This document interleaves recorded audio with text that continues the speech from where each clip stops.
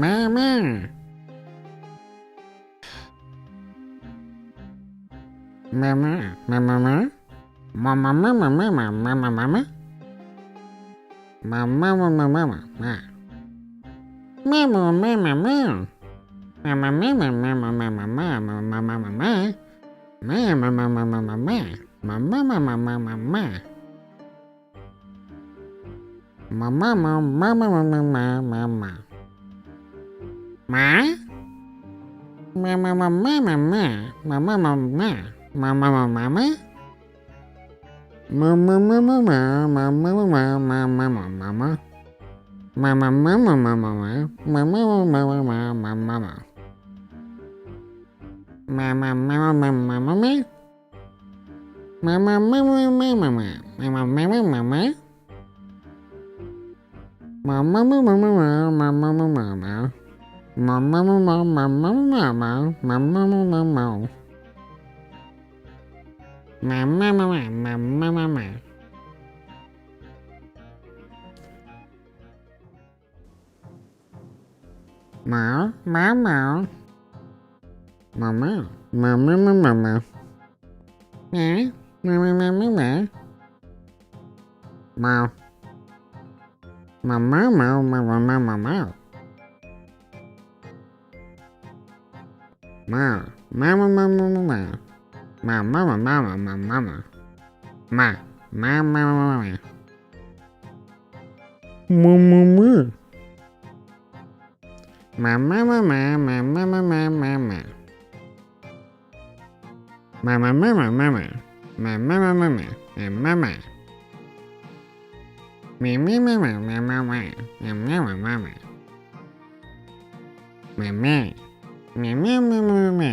Mama, mama. Mama. Mama, mama, mama. Mama, mama, mama, mama. Mama, mama, mama, mama. Mama, mama, mama.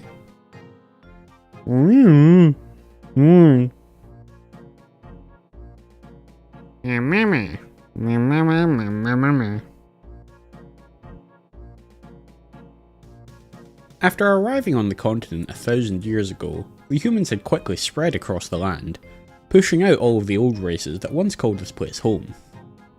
By this point in time, the once great elven kingdoms had been reduced to two last bastions, Tariel in the Great Forest and Argandale in the north. Until recently, the primary faction of the humans had been a massive empire which spanned most of the continent. Thankfully for those who were praying for the downfall of the humans, this empire had recently split, and a civil war had ensued. Taking advantage of the chaos of the empire breaking up, our group set out from Tariel. Guthor ensures them that he knows the perfect place for them to set up their new nation, and encourages them on to the northwest.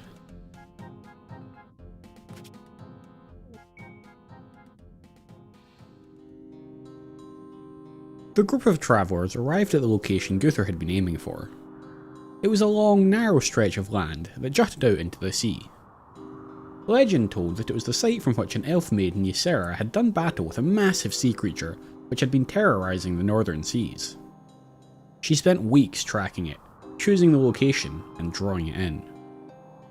The battle was said to have raged for days, with Ysera piercing the serpent with thousands of arrows.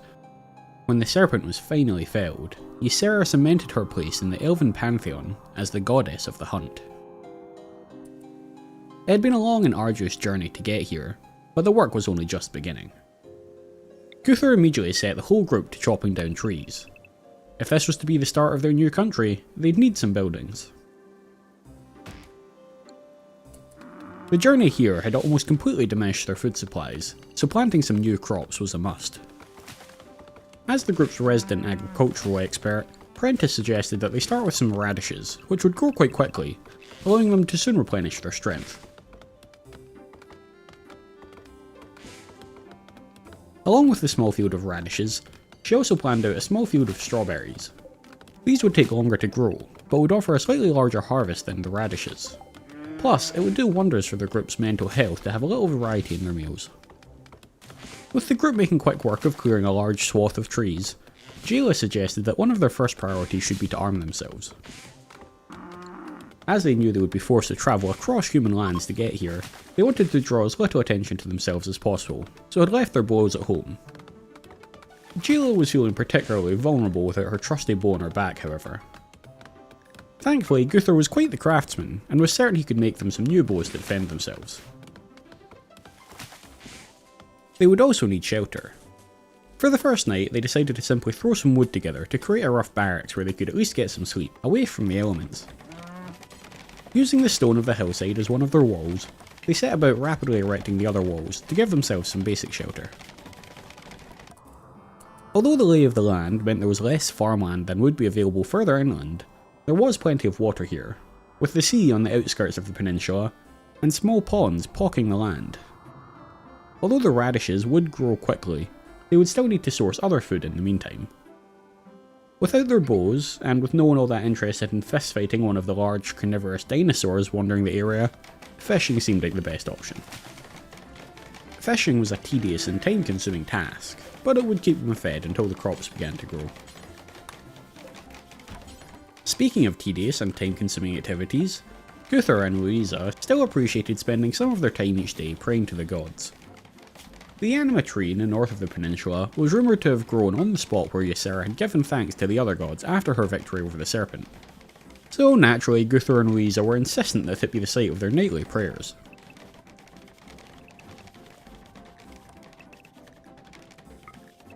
Before the day is out, they've already managed to finish up the shelter and fashion a roof for it, allowing them each to claim their own little patch of stone to sleep upon for the night. Realising that they'd need to start processing all the wood they'd gathered into planks, they spent the last of the day's light throwing together a small workshop that they could use to fit a trestle in.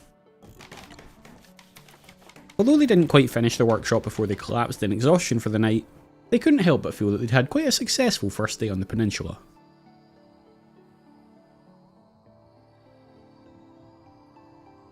They arose bright and early the next morning. They were just that excited to make progress. It was definitely nothing to do with having barely slept due to the discomfort of the hard stone floor.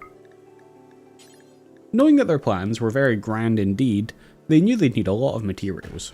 So Louisa locked himself away in the workshop to begin processing all of their wood into planks, so that they could get to building. One of the first improvements they needed was a well. Currently the whole group were traipsing up to the pond at the north of the peninsula, just to gather clean drinking water, which was wasting a lot of time.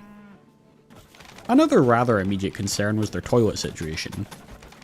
They would soon need a place to relieve themselves, so as their construction expert, Oiwun got to planning out a number of latrines for the group to do their business in.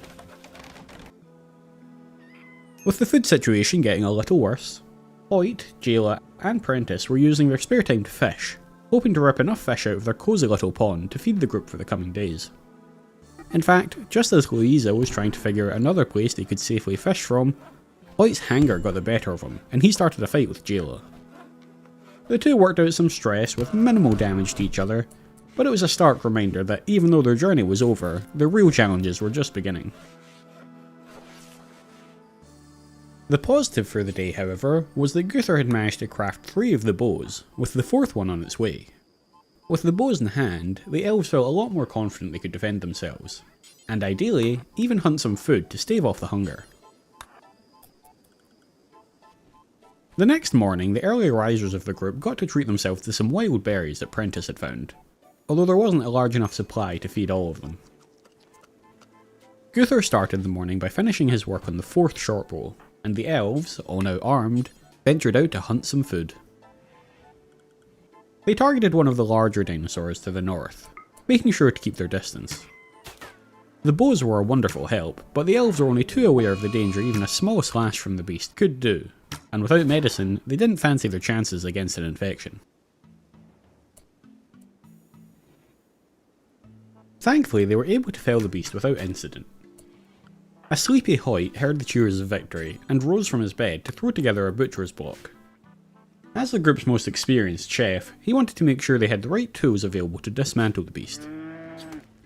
To that end, he also decided to build a fire in the centre of the shelter on which he could cook the meat. After finishing up the bows, Guthor had also started work on 2 large wooden clubs for the Bronum, Hoyt and Oiwun.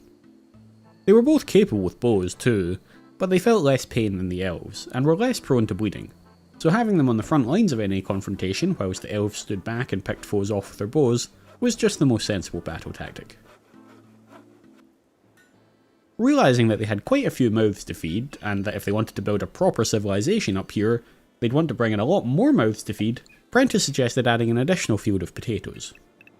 These would take a while to grow, but would offer quite a high yield, and were quite easy to grow, even in rough soil. With basic shelter, water, toilets, and a basic workshop sorted, the group felt like they'd done a good job so far. Their food supplies were still tenuous at best, but they were already working on that. Living with the other elves back in the forest may have meant giving up on their future, but it did mean living in comfort. Guthrie knew that he'd have to offer his people some comfort if he wanted to keep them happy and productive, and getting them each individual bedrooms was the first step towards this. He worked with Hoyt to throw together a basic blueprint that they could use to create numerous new houses. It was nothing fancy and would likely change over time, but for the immediate future it would do the job just fine.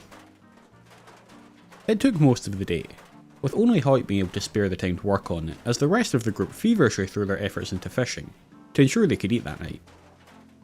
But Hoyt was a hard worker, and by the end of that night he managed to finish the first 2 rooms.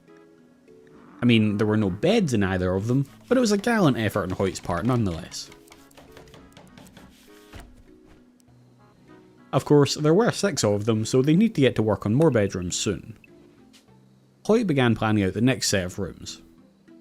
Prentice insisted that Hoyt build the new structures on the sandier soil, in order to leave the more fertile soil in the centre of the peninsula free for their crops. Although between them they had a wealth of experience in a number of areas, the group were far from knowing everything that would be required to build a new country, so Jayla began planning out some research projects to help them improve things. She would start with some basic storage solutions. They weren't overflowing with materials at the moment, but if things went to plan, they soon would be, and it would be vital to have methods to store all of it. The next morning, the group were awoken by the screams of someone falling from the sky and crashing to the ground. Only humans would be stupid enough to launch themselves into the sky in balloons, so the group found it to be quite a joyous sound. Guthrie identified that they could probably save the life of this man, but given it was a human, he instead stripped him of everything he had and left him there to bleed to death. The group weren't the only ones suffering with their hunger, and soon one of the local dinosaurs attempted to hunt Christabel, the giant axolotl that they brought on the journey with them. All of the group rushed to help, but Hoyt was closest, and with a few swings of his massive club, and the help of Christabel themselves, he took the dinosaur down before the others could even arrive. Christabel had taken a few good slashes, but it was nothing they couldn't patch up. And on the upside of all this, they now had some more dinosaur meat for breakfast. With the first real bed finished, the group were able to clear up some space in the original shelter for a research bench, to allow Jayla to continue her work. Sadly, at the same time, a number of the group seemed to contract the plague. With food supplies low and medicine supplies non-existent, this was quite the blow to them. Guthrie insisted that those afflicted should get some rest, until they'd recovered. There were 1 or 2 patches of wild heal root in the area. Not enough to treat everyone, but maybe enough to target their treatment on anyone who was having a particularly rough time with the plague. Just as the group were trying to come to terms with this new situation, a Phytokin approaches the area, looking for fellowship and a place to call home. The Phytokin are plant-like creatures, highly attuned to nature, and they too had been decimated by the encroaching human populations. As a fellow creature of the old world, the group were only too happy to welcome Apple into their settlement. She would also be a wonderful help to them when it came to their agricultural pursuits. Whilst out gathering heal root to treat the ill, Prentice noticed a troll burrow in the peninsula. They'd have to be careful not to awaken the trolls, as they could cause the group some issues. However, Jayla was quick to note that they might be able to awaken them tactically, in order to deal with any attackers that approached the peninsula. With 3 of the beds completed and 3 of the group sick, Guthrie insisted that the sick be relocated to these beds, to give them better rest and a better chance of beating their illness. So far, Jayla seemed to be getting ahead of the sickness, but Louisa and Oi Woon were still struggling. With Oi Woon soon starting to look a little healthier, Guthrie decided to use the first batch of medicine to treat Louisa, to help bring him past the worst of it. Following the treatment, Guthrie was confident that it would do the world of good for Louisa. A group of traders from the northern realms approached the area, The Northern Realms were a small human kingdom located north of the peninsula. Given the difficulties inherent in living so far north, they weren't overly aggressive towards the Old World races, as they had more than enough of their own issues to deal with. They were still humans, of course, so Guthor was still very on edge around them. But no country would survive entirely on its own, and the Northern Realms could eventually prove to be useful trading partners in the area. For now, however, the group had nothing of interest to the trade caravan.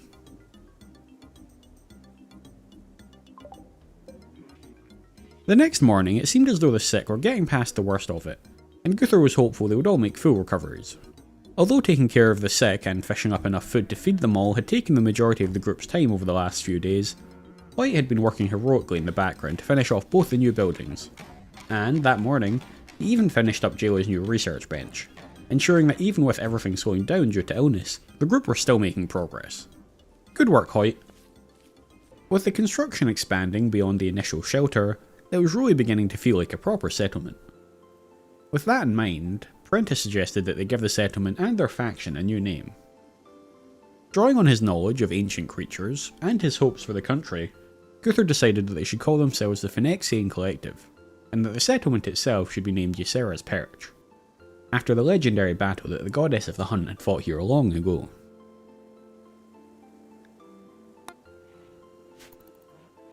With Hoyt itching to be put to work, and a couple of the group still sleeping on the cold shelter floor, he got to work on a new set of rooms. In some pretty exciting news, Prentice began gathering up the group's first harvest of radishes that morning.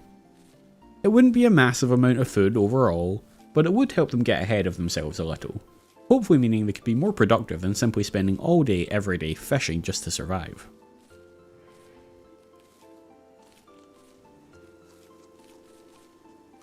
Another checkup on the sick members of the community that night revealed that all of them were past the worst of it and unlikely to succumb to the illness, much to the relief of all involved. Although they'd been unable to do business together on this occasion, it seems that the traders from the Northern Realms also understood the potential of having a trading relationship with the Phyrexian Collective, and they offered a small gift of silver to help cement their relationship. Guthor was still suspicious of them, but he was smart enough to know that no new nation would survive without a healthy dose of diplomacy. With a couple of different buildings now making up the settlement, Hoyt suggested creating pathways between them all, which Guthor happily agreed to. Hoyt mostly thought it would make the path safer and quicker to traverse, but Guthor loved the idea, as he thought it would make the settlement feel more like a proper town. Hoyt started by merely packing down the dirt to make the paths. It was a quick and cheerful method, but they didn't have the resources or manpower to put down paths of stone, although at least they'd have something to aim for.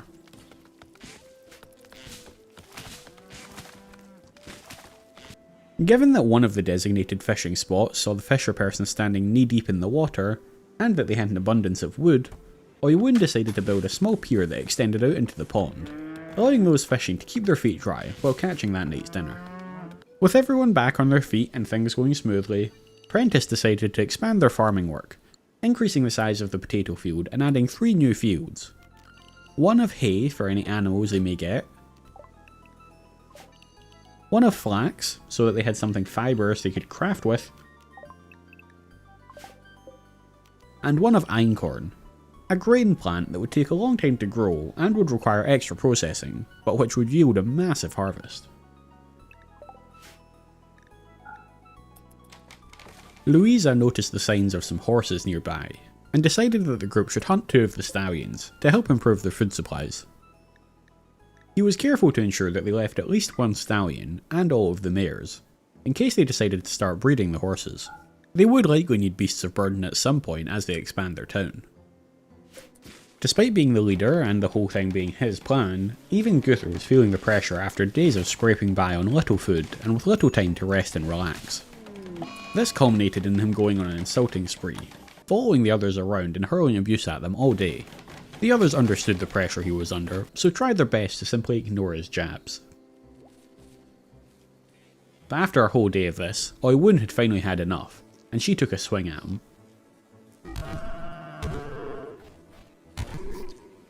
After an incredibly short-lived scuffle, they both went their separate ways, with a few bruises each, and Guthor realising that maybe he'd been a bit of a twat. Although Gunther was their medical expert, Apple thought it best to keep him away from Oi Wun for a bit, so she offered to patch up Oi Wun in the meantime. The mood issue around the settlement was only getting worse, probably due to them all enduring a day of abuse from Gunther. Louisa started the next morning with a fit of rage, eager to attack anyone he could find. His first target was Christabel, which simply would not stand. Apple, Prentice and Hoyt all rushed from the nearby shelter to gang beat him into submission before he could do too much harm to their precious axolotl.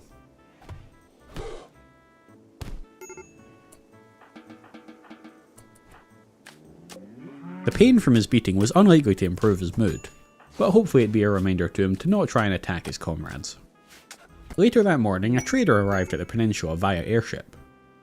The Trading Guild of the world hosted members from every race, and sat entirely outside of the politics of the human kingdoms and the old races. Their only interest was making money, and they would happily trade with anyone to achieve it, making them a valuable asset to the collective. Apple wandered over to browse their wares. With the group's meagre silver supplies and nothing of value that the traders wanted, aside from Christabel, which was obviously not an option, she left empty-handed, but she was sure to let them know that the collective were happy to do business with the guild, in the hopes that it would encourage other guild traders to stop by. With a couple of the horses to be butchered and cooked, research to be done and medical treatment to be dished out, the main shelter was still proving to be the centre of activity, despite the addition of the extra buildings. With some meat and hides now available, the group decided to use some of their wood to build drying racks. They needed a few different types for different purposes, some for drying meat for preservation, and others for drying out hides in order to process them into leather. That evening, Oi Wun put the finishing touches on the last of the new buildings, which would be great, except now that Apple had joined, they would need one more room for her. With the need for a new bedroom, and their need for a space to store rock chunks where they could be shaped into bricks, Oi Wun began planning out a small room that she intended to mine into the side of the hill.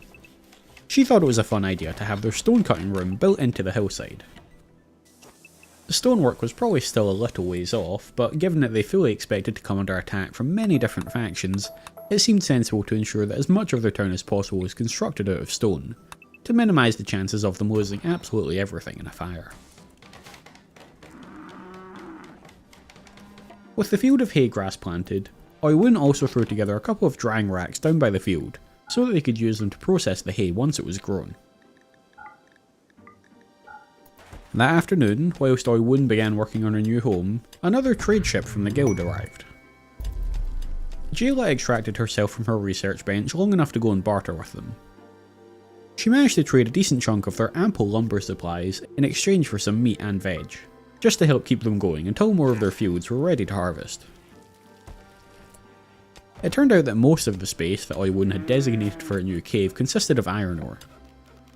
They didn't have a use for something that advanced at the moment, but with so much of it being extracted as a byproduct of Oi Wun's mining, they decided to set up a barrel to store it in, located in the central shelter. Seeing the pellets on the ground, and knowing that they hoped to turn them into leather, Jayla also suggested adding additional barrels for leather and textiles. In the interest of improving the ever-poor moods of his people, Gunther suggested that they build a table and some benches for them to sit at, where they could enjoy their meals together. There wasn't quite enough room inside the main shelter building, however, so in the interest of getting a dry area set up for them to eat as quickly as possible, he instructed Hoyt to erect a gazebo in front of the shelter, using 4 wooden columns and some roofing. Another reason to avoid spending the wood on a new building was that Louisa had finally managed to tame one of the wild horses nearby, which meant they'd need a large pen to keep it in. If they could make a pen large enough, then they could probably maintain the horse on grazing alone. Louisa worked with Hoyt to begin planning out the pen, which would take up a large portion of the area to the south of the current buildings.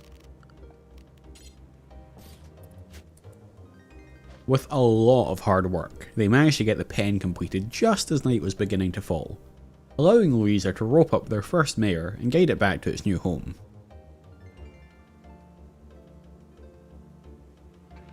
No stranger to hard work, Oi Wun had not only finished up the pen, but had also cleared enough space in her cave to set up a bed, allowing everyone in the group to have their own bed for the night. Checking on the horse the next day, Louisa noticed a bit of an issue with the pen.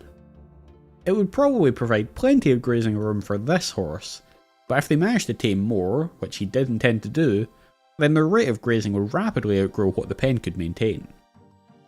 After apologising profusely to Oilwound for messing up so badly, they worked together to once more plan out a further expansion to the pen, to hopefully offer a bit of future-proofing to this new horse breeding operation of theirs.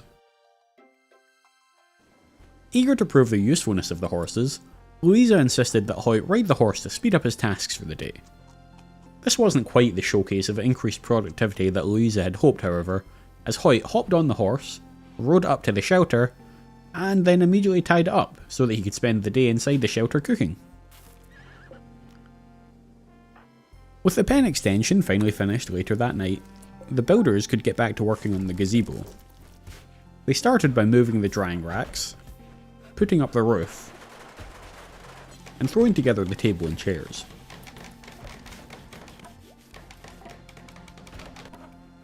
To celebrate the completion of this task, Hoyt treated himself to the first seat at the table and christened it with his breakfast.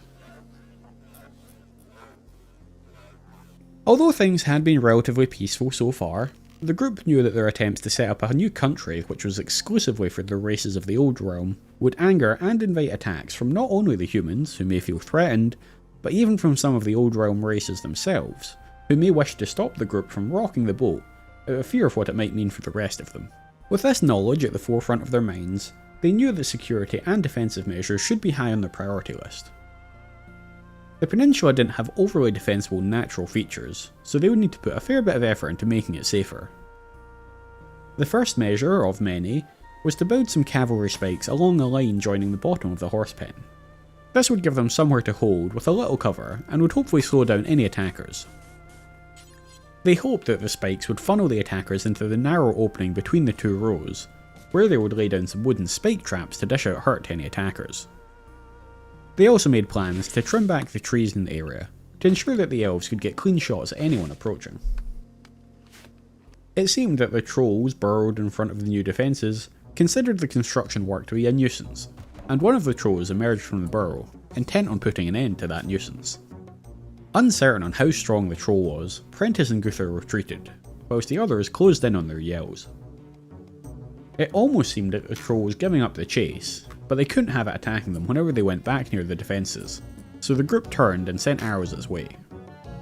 The troll went into a fit of rage and began charging at Guthrie, its anger thankfully blinding it to the dazed and confused Hoyt as he wandered past.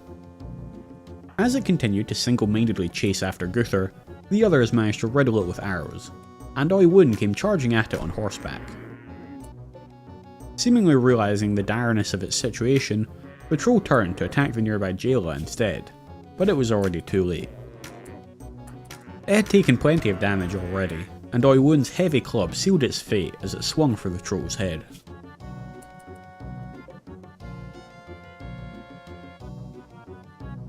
Having focused her attention the last few days on understanding how to grow a wider variety of crops, Jayla next turned her attention to creating more powerful bows, in the interests of further improving their ability to defend themselves. It seems as though some of the local fauna had taken lessons from the troll, and a small ewe-tyrannus decided to try and make a meal out of Oilwound. The group had also learned well from the troll, however, and as Oilwound pulled back, Prentice and Guthrie moved into position to launch arrows at the ewe-tyrannus from both sides. Undeterred, the ewe-tyrannus continued its chase of Oilwound, only to meet the heavy end of Oilwound's club, putting it out of commission in one fell swoop. Despite Guthrie's best efforts, moods were still rock bottom in the group, and were only going to get worse, Prentice launching into an insulting spree, and Kayla throwing a tantrum. Guthrie and Prentice threw hands soon after, snapping Prentice out of it. The pain of the fight, however, was unlikely to make either of them feel much better. Once they'd all calmed down a little, Guthrie worked with Oilwound and Hoyt to plan out some additional creature comforts in each of the group's bedrooms, in the hopes that making their rooms a little nicer would keep them all a little bit happier. Turning their attentions back to their defences, Jayla suggested that they try and cut off any other avenues of attack, forcing any enemies to go through their central defences. To achieve this, she suggested lining the other gaps between the entrance to the peninsula and Ysera's Perch with simple wooden palisades. These would of course be susceptible to fire, and ideally would be replaced with stone at the earliest convenience, but for now they should help out at least a little. With their abundant lumber supplies and excellent construction crew, the first of the walls was completed by the end of the very next day. In the interest of preventing attackers from simply walking up to the wall and setting it alight, Louisa suggests adding spikes to the outside of it. That way, even if someone does try to approach the wall, they'd likely cause themselves some damage in the process. With the speed of that task, the construction crew were confident they could expand the wall to the east, out to the edge of the beach, hopefully closing off one entire side of the settlement from attacks. In fact, when the group saw the speed with which the construction crew were able to erect the spikes, Guthrie suggested that they extend them to cover the whole outer perimeter of the horse pen. As the defences were going up, the first of the potatoes were being harvested back at the centre of the settlement. Of course, this string of successes couldn't go unpunished, and the vile plague reared its ugly head once more, although this time it only chose to strike down Hoyt. Directing him to rest in Oiwun's cave, in order to keep him away from the others, Guthrie began tending to Hoyt. Without any medicine, the quality of his work suffered a little, but there was no more wild tailroot on the peninsula for them to gather, so they would simply have to make do without. Being a member of the construction crew, Hoyt insisted that Oiwun continue to maintain the high standard of speed they'd set for themselves, and insisted that she continue to hollow out the cave even as he rested in it. She was freeing up space in the cave in which to store the chunks, which would later be processed into bricks. Despite the lack of medicine, the night ended with Hoyt looking to be on an upward swing, hoping to beat the sickness and get back to his construction tasks as soon as possible. Hoyt's predicament, however, did make Prentice realise that they badly needed to start growing their own herbal medicine for future illnesses. In order to grow the crop a little quicker, she suggested that they work the soil before planting it, to speed things up. With the potato harvest coming in alongside another radish harvest, it seemed as though the food situation may finally be evening out a little, freeing up the group's time from endless fishing and allowing them to progress further faster. Unfortunately, the pain and discomfort of his illness had left Hoyt in a foul mood, and he felt that bringing down others was his only recourse, escaping his sickbed to launch into a tirade of bile spewing against his friends. Escaping from his sickbed was not without consequences though. His treatment hadn't been successful enough to overcome the illness without the additional benefit of a good night's rest. And as he stomped around the settlement shouting abuse at his comrades, his health took a dive. After a few hours of shouting himself hoarse, he finally returned to his bed, but unfortunately, the damage was done. The next morning, as the group rose to start their day, Hoyt succumbed to his sickness, never to rise again.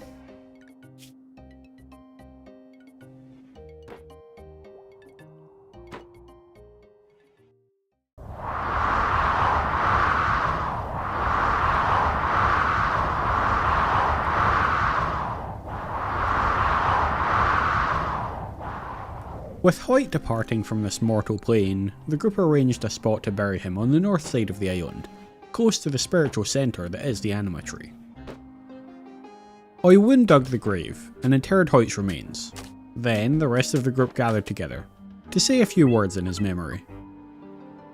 It was a sad day, but they all knew they were likely to lose people on this journey once they'd set out. Hoyt was the first, but he was unlikely to be the last. Given the dangerous nature of their position, they also couldn't afford to spend the whole day mourning, and were soon back to work on improving the town. Oiwun started by building a wood-fired stove that they could use to cook on, in place of the campfire they'd been using so far. Moods were still low, not helped by either the loss of Hoyt nor the insulting spree he'd gone on moments before his death. Oiwun was now feeling the pressure as the only Bronum in the group, and it all got a bit much for her, culminating in her channeling Hoyt and launching into an expletive-ridden tirade against her friends.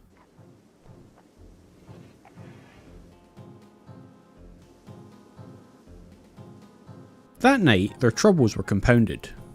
It was still the middle of autumn, but this far north, that meant that the temperatures were already dropping too low to grow crops.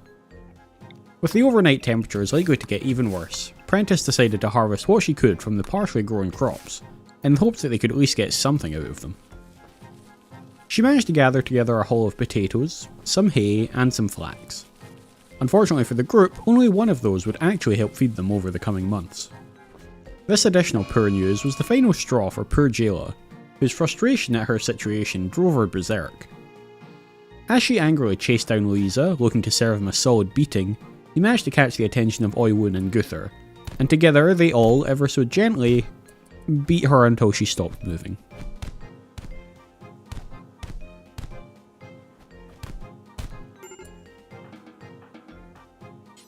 Although Hoyt was gone, his little stone cutting cave had been completed, so the group had made a note to begin dragging all the loose chunks of stone lying around over to it, so that when someone had a spare moment, they could start shaping them into bricks for construction. Next in line for a mental breakdown was Prentice, who decided to hide away in her room. Thankfully, she'd already harvested all that she could, and with the temperatures dropping, they wouldn't have need of her planting skills until the other side of winter, so the group were quite content to let her hide away and get her head together. In memory of her fallen Bronham comrade, Oiwun had taken over ownership of Hoyt's hillside home, vowing to make it the fanciest home in town, to honour their time building together. Currently serving as their stockroom, their kitchen, their slaughterhouse, and their research room, the original shelter was getting a bit cramped. To allow them greater storage room, Guthor asked Oiwun to start mining into the hill, to give them more space.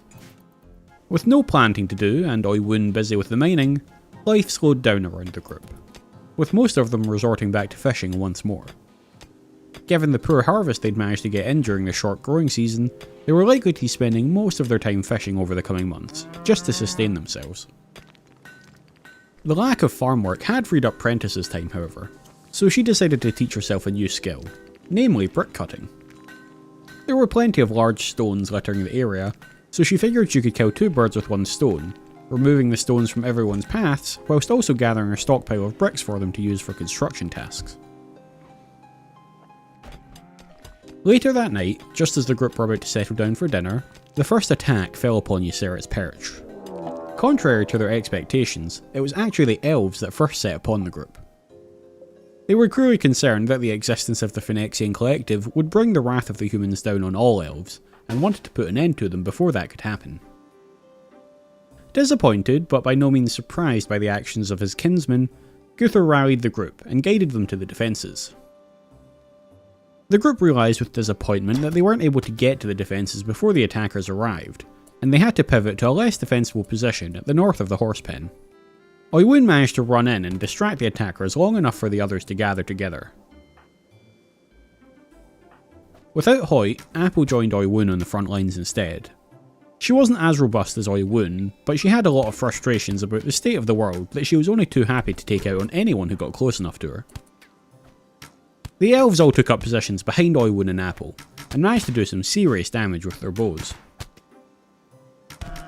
It had only been a small group, perhaps a scouting party whose leader had delusions of grandeur, so the collective were able to take them down without too much hassle. One of them did manage to survive, and Guthor was quick to command the others to capture the survivor. The collective would need to grow their numbers rapidly to protect against future threats, and Guthor was certain they could convince any one of the old world races to join them, if they could just get them alone and share with them the dream he had. Their defense had however left the prisoner with a lot of wounds, and one soon became infected. As Guthor rushed to treat her wounds, Louisa and Prentice decided to announce to the group that they were seeing each other. Everyone was happy for them, and excited to finally have some good news around the place. Guthor was especially happy, although this was because he hoped that this might mean the first new child of the collective, which he saw as a great sign for their future. Sick of trying to research in such a filthy and cluttered room, Jayla had actually joined Oiwun in trying to clear out more of the space in the shelter to allow for more storage. The group were aware that they'd need to become fully self-sufficient, which would include crafting their own clothing. However, with the main shelter already so full, they weren't sure where to put a tailoring bench. As one of the best crafters among the group, Apple suggested placing it in her room, so that she could work on it from the comfort of her own space, when the need arose. With the temperatures plummeting, however, they may need to start making their own clothing sooner rather than later, as those with less protective outfits were already beginning to feel the cold bite of hypothermia. The group had set up a fire in the shelter again, not to cook on, but purely for heat, to allow the chefs and the researchers to work in comfort. As the only major source of heat they currently had, they dragged the currently shudderingly cold Jayla into the shelter and dumped her there, with strict instructions not to leave until she got a heat in her. Driven by his feeling of responsibility towards his people, Guthor invited himself into Apple's bedroom to make use of the tailoring bench, to begin crafting some warmer clothing for them. He was no slouch at crafting himself, and Jayla and Louisa were soon outfitted with new parkas, which, as it turns out, did very little to help them withstand the cold. Clearly the rawhide they currently had available was no use for such endeavours, and they need to think more actively about the materials that they use for these purposes in the future. With the shelter thoroughly mined out and a bunch of new crates and shelves erected, the group's storage issues should subside for the time being. With farming no longer taking up their time, the group moved on to new projects to keep themselves busy. They started by felling all of the trees in the animal pen, and putting them towards building a stronger set of defences at what would eventually become the entrance to Ysera's perch, erecting palisades and embrasures to allow them to fire out on attackers from relative safety.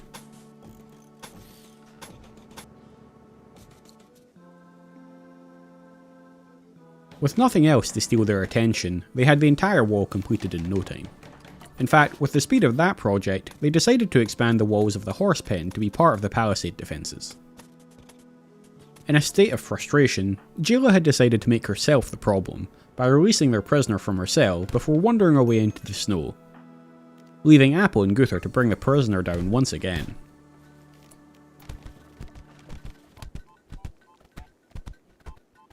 After an extended beating, they were able to bring her down without killing her, although she was unlikely to be pleased about the new injuries. Although Apple had taken a few hits while subduing the prisoner, a local dinosaur decided that she clearly hadn't sustained enough injuries. It wandered right through two of the traps at the entrance, completely destroying them, before stopping to tear down the fence of the animal pen, just to be annoying. It then continued on straight over to Apple, who couldn't see it coming due to the hill in the pen. As Guthor attempted to run over to help her, Apple's frustration at the attack made her lash out with her pitchfork, and by sheer luck she managed to land a critical hit on the dinosaur, putting it on the ground immediately. With the poor moods and constant injuries, it was the worst possible time for the humans to finally take notice of the collective. But the universe often likes to indulge in throwing everything it can at you at once. The attackers were approaching fast, and unfortunately the group knew they couldn't reach the defences in time. They instead decided to take up positions further back, at the top of the pen once again. Just when they thought things couldn't get worse, the first of the humans charged through the traps at the front gate on the back of a dinosaur. The collective feared that they were done for, but they would fight to the bitter end. The first humans made their way past the escaped horses and up through the pen towards the collective. One was poorly armoured, and although they'd managed to already knock down an injured Apple, the elves were able to take her down as the dinosaur rider decided he'd need to take the dinosaur around the outside of the pen to get to the collective. Clearly a small wooden fence was far too much for a massive dinosaur to demolish. The collective ignored the dino rider for the moment, instead focusing their fire on a fast approaching knight who was heavily armoured. His armour allowed him to shrug off a number of their arrows and reach their position. But as he wasted time smashing his way through the gate of the animal pen, one of the elves managed to land a lucky arrow right through his head, taking him out of the equation. Turning their attention back to the dinosaur rider, who had now reached their lines, Oiwun barged past the elves to try and body block for them. Thankfully, despite the danger the dinosaur posed, the rider was inexperienced and soon fell. And without the rider's guidance, the dinosaur escaped, along with the remaining humans who were traumatised at the sight of their comrades being murdered. Despite the initial outlook, the collective had performed a masterful defence, with only Apple and Prentice taking some minor damage in the process. While Guthor carried the injured Apple to safety, Oiwun stripped the one surviving human, and then caved her skull in with her massive club. Ysera's perch was for the old races and the old races alone. There was simply no space for humans here. Moods were pretty low amongst the group following the attack, but low moods was nothing new to them. After repairing the pen and gathering up the horses, the group decided to expand the defences at the front of the town. Now that the humans knew they were here and that they'd killed the first squad, the attacks were likely to come thick and fast as the humans tried to eradicate this new settlement.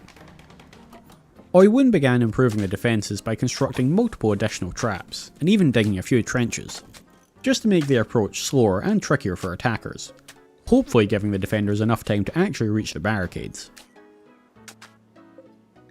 In an effort to improve the low morale that had been plaguing them since they settled here, Guthor asked Oiwun to start putting down floors in all the houses of the area. It was a small step in the right direction, but making everyone happier wouldn't be a single instant solution. It would require lots of small improvements to all aspects of their life here. Thankfully, Oiwun was an absolute champion, and managed to floor all of the rooms by the end of the next day. Another step to improving moods was the completion of a double bed, so that Louisa and Prentice could move in together, which would hopefully put a smile on each of their faces. Oiwun also soon finished a side project to carve out more space in the workshop, which allowed them to build a proper workbench to craft at.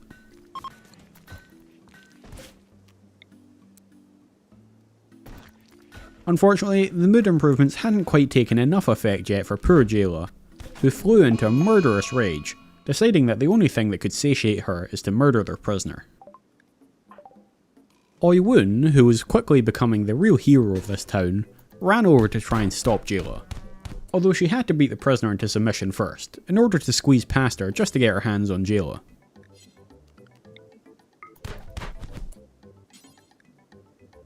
Thankfully, with Louisa and Prentice moving in together, the group had a spare home now, which could serve as a makeshift prison cell to lock Jayla in, until she'd calmed down. With their new workbench completed, Guthor decided to craft some wooden armour for the group. Wood wasn't exactly a perfect armour solution, but they didn't have the infrastructure to work with metal yet, and they had an abundance of wood, so it would be better than nothing, for the time being. He also decided to craft each of the elves a new hunting bow, a more powerful version of their current short bows, which would allow them to take down enemies at greater distance, hopefully keeping them even safer. With the two main pillars of progress currently being defences and happiness, with food coming in as a close third, the group began planning out the palisade wall to close off the final avenue of access into the peninsula. Speaking of food, with their new hunting bows in hand, Guthor and Jayla were out on the peninsula hunting down some dinosaurs for meat. Most of the group were currently stuck in an endless cycle of fishing all day, just to get enough to feed them for that one day, so any additional food they could bring in would free people up to do more work. Seemingly gaining enough self-awareness to realise that she had been most people's biggest issue for the last few weeks, Jayla decided to throw a party, to try and get back in everybody's good books. Despite the party being held in a dark, cold storeroom, it seemed to have the intended effect of alleviating the group's moods for a little. Soon after the party, another Phytican approached the peninsula, looking to join the group. This Phytican, named Blackthorn, was however being chased by pirates, which the group would need to deal with if they accepted her. But Guthor's dreams of a society of the old races wouldn't be assuaged by the presence of a few pirates, and he happily accepted Blackthorn into the fold. Blackthorn was of a particular group of Phytican, who had a particular affinity for anima trees, which they claimed to have strong spiritual connections with. With this in mind, Guthor was sure he could convince Blackthorn to join them in their nightly prayers by the anima tree to the north. The pirates had clearly been mere moments behind Blackthorn, as a group of goblins quickly approached Ysera's perch, eager to collect their bounty. Spotting all of the defences, the goblins decided to sit back for a moment to plan their attack. This, however, gave the collective a chance to get in position to defend themselves. As the goblins congregated to the east of the peninsula, the collective took up positions at the nearby fortifications and began launching arrows at them. One of the goblins seemed to be wielding a large warbow, which outranged the elves' hunting bows. Some of the collective fell back to make sure they were out of range, but thankfully for all of them, the goblin didn't seem to be a very good shot. After Jayla lands a lethal shot on one of the goblins, the others decide it's time to charge. Two of them charge straight across the water, being peppered with arrows along the way. One of these two succumbs to Oiwun's club, whilst the other takes one arrow too many and goes down. With the goblins' numbers thinned, a number of the elves venture out of the defences to try and get close enough to take out the goblin with the warbow. Being much better shots than the goblin, the elves manage to take him down quite quickly. Two of the other goblins charge in and are taken down in rapid succession, causing the one remaining goblin to flee.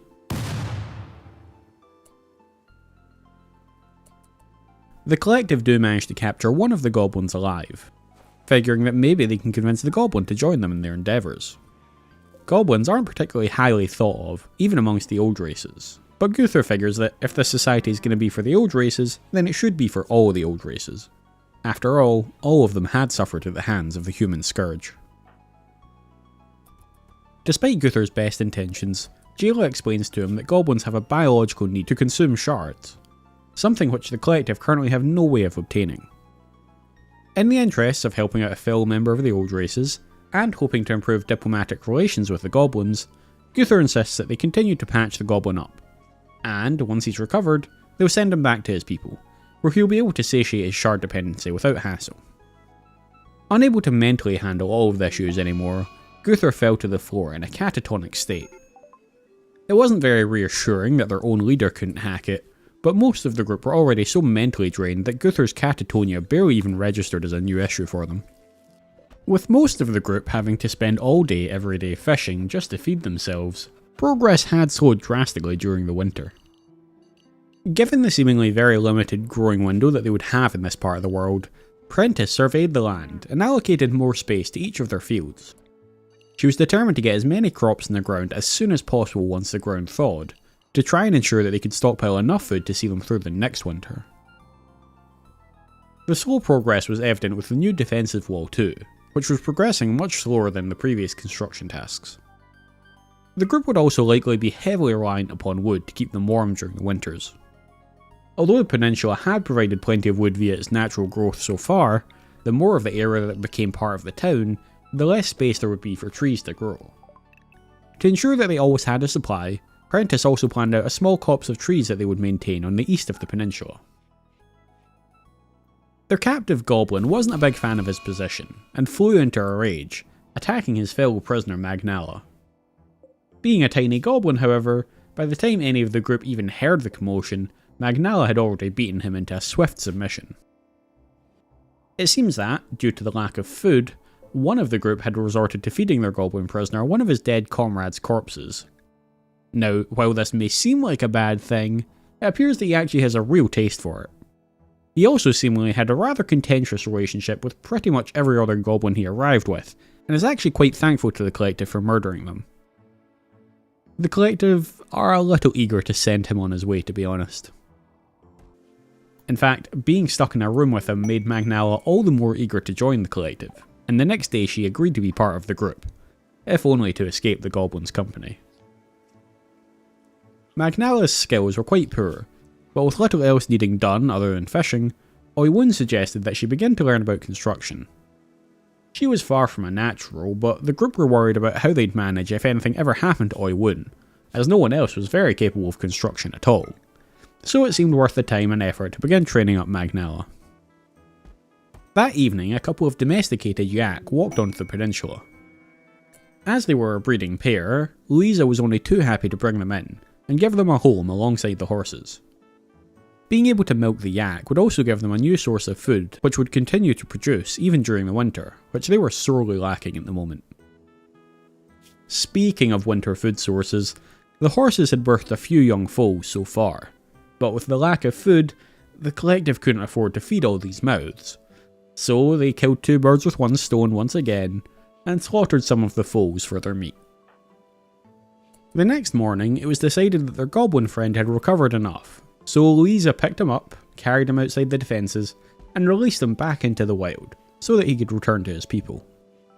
After a good week of effort, Oiwun had finally managed to finish the western wall, allowing Prentice and Jayla to use it as cover whilst they try to hunt some nearby dinosaurs. Day after day, whilst they'd been praying at the anima tree, Guthrie and Louisa had noticed the spread of a strange grass around the base of the tree, even despite the winter cold. Guthrie had taken it to be a sign of the blessing of the gods upon their endeavour. As an animakin, however, Blackthorn knew better, and she explained that they had inadvertently been supplying the tree with psychic energy, and that by consuming enough of this grass, one could awaken their mind to their latent magic potential.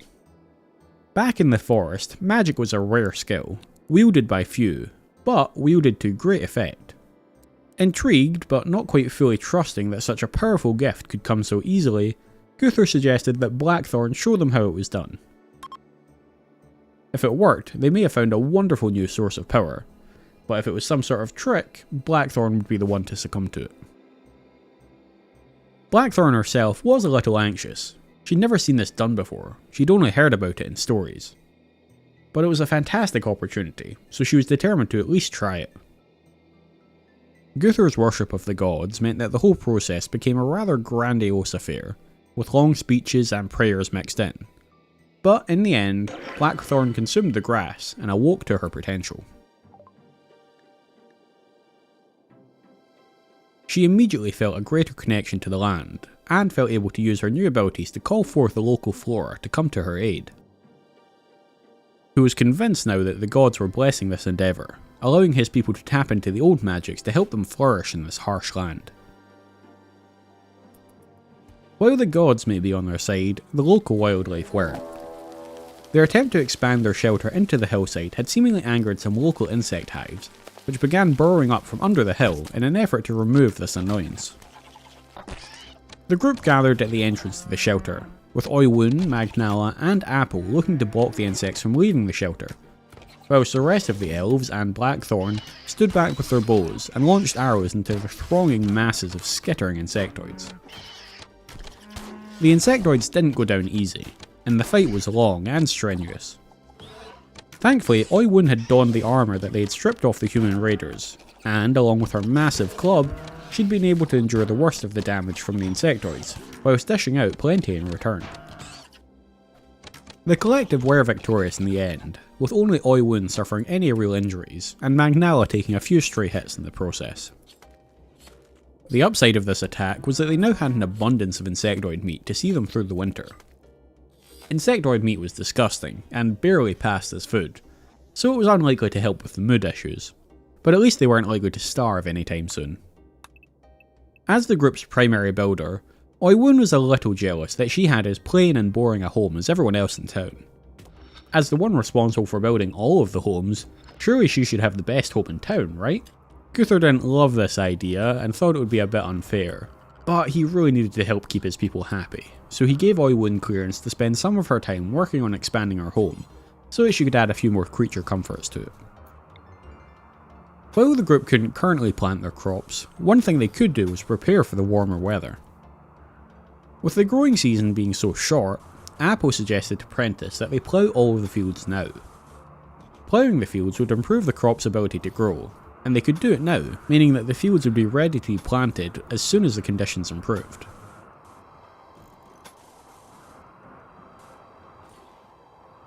It seems that one of the elves back in the forest was particularly mad that Jayla had left, and had put a bounty against her on the fabricated claim that she'd tortured someone.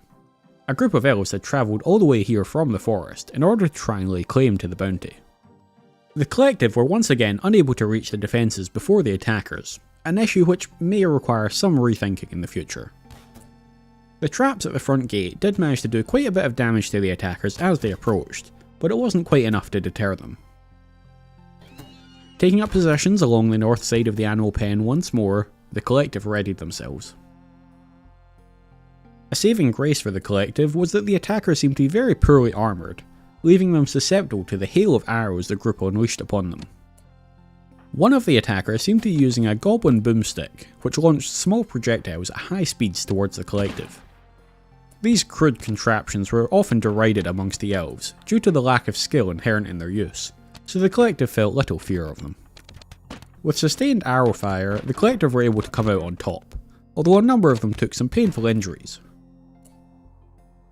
The only survivor from the attacker's side was the coward with the boomstick, and the collective happily yelled jeers at him as he turned tail to run. The group managed to take one of the survivors prisoner, utilising the stone chunk storage room in the hill as a makeshift prison. It was a long night of stabilising the injured, especially the melee fighters Oiwun and Magnala, who had really put their bodies on the line during the fight. That night, Prentice went to meet Louisa at the anima tree, so that they could walk home together following his nightly prayers. Captured by the beauty of life after the attack, Louisa proposed to Prentice, who joyfully accepted.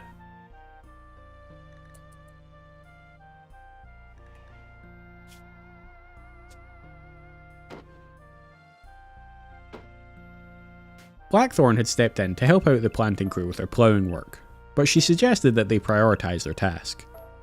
With the potatoes and the corn providing the highest yield, and with spring fast approaching, she suggested that they focus all of their efforts on ploughing those fields first.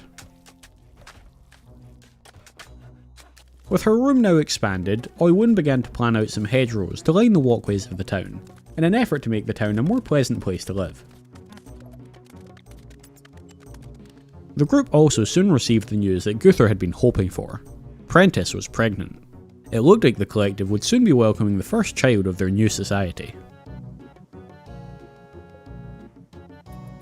To add to this good news, the very next day the agricultural team finished ploughing the cornfields, and, as soon as they were finished, they were able to start planting, as the ground had finally thawed, allowing life to rush back into the peninsula after a long and challenging winter.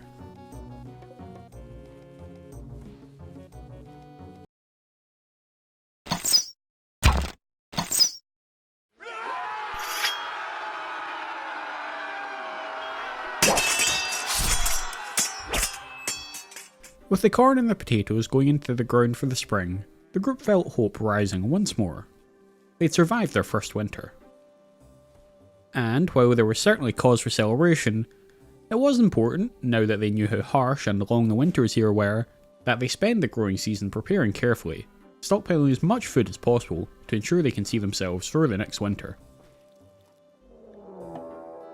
That morning saw the peninsula bear witness to a peculiar aerial event, as a large meteor of iron plummeted from the night sky onto the land, dislodging a large iron golem that seemed to be attached to it. Thankfully, the fall seemed to have rendered the golem dormant, and as there was no need for iron at the moment, and no desire for their limbs to be ripped off, they chose to leave the golem and its meteor in peace, for the time being. Although the crops for this season were just about to go into the ground, the group understood that being able to continue growing crops during the winter would be an ideal solution to their food concerns.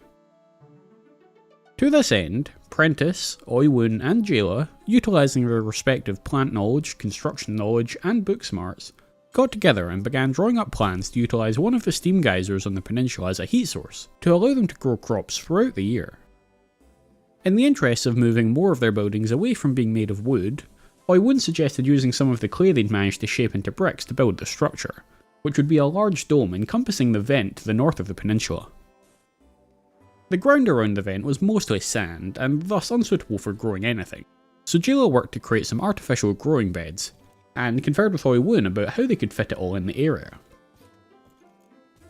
As Oiwun began work, Jayla suggested a staggered entryway, to help keep the heat in during the blisteringly cold winter nights.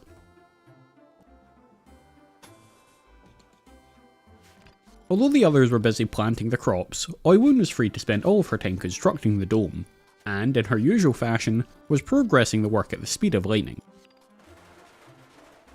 That evening, Blackthorn declared to the group that there was enough anima grass for them to perform another linking ritual, awakening someone else in the group to their innate magic. After the success of Blackthorn's linking, Guthor decided that he should be next in line.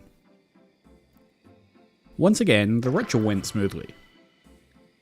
It seems that Guthor's desire to protect his people from harm had manifested in his newfound magic, and he gained the ability to use his magic to speed up the recovery rate of anyone who got injured.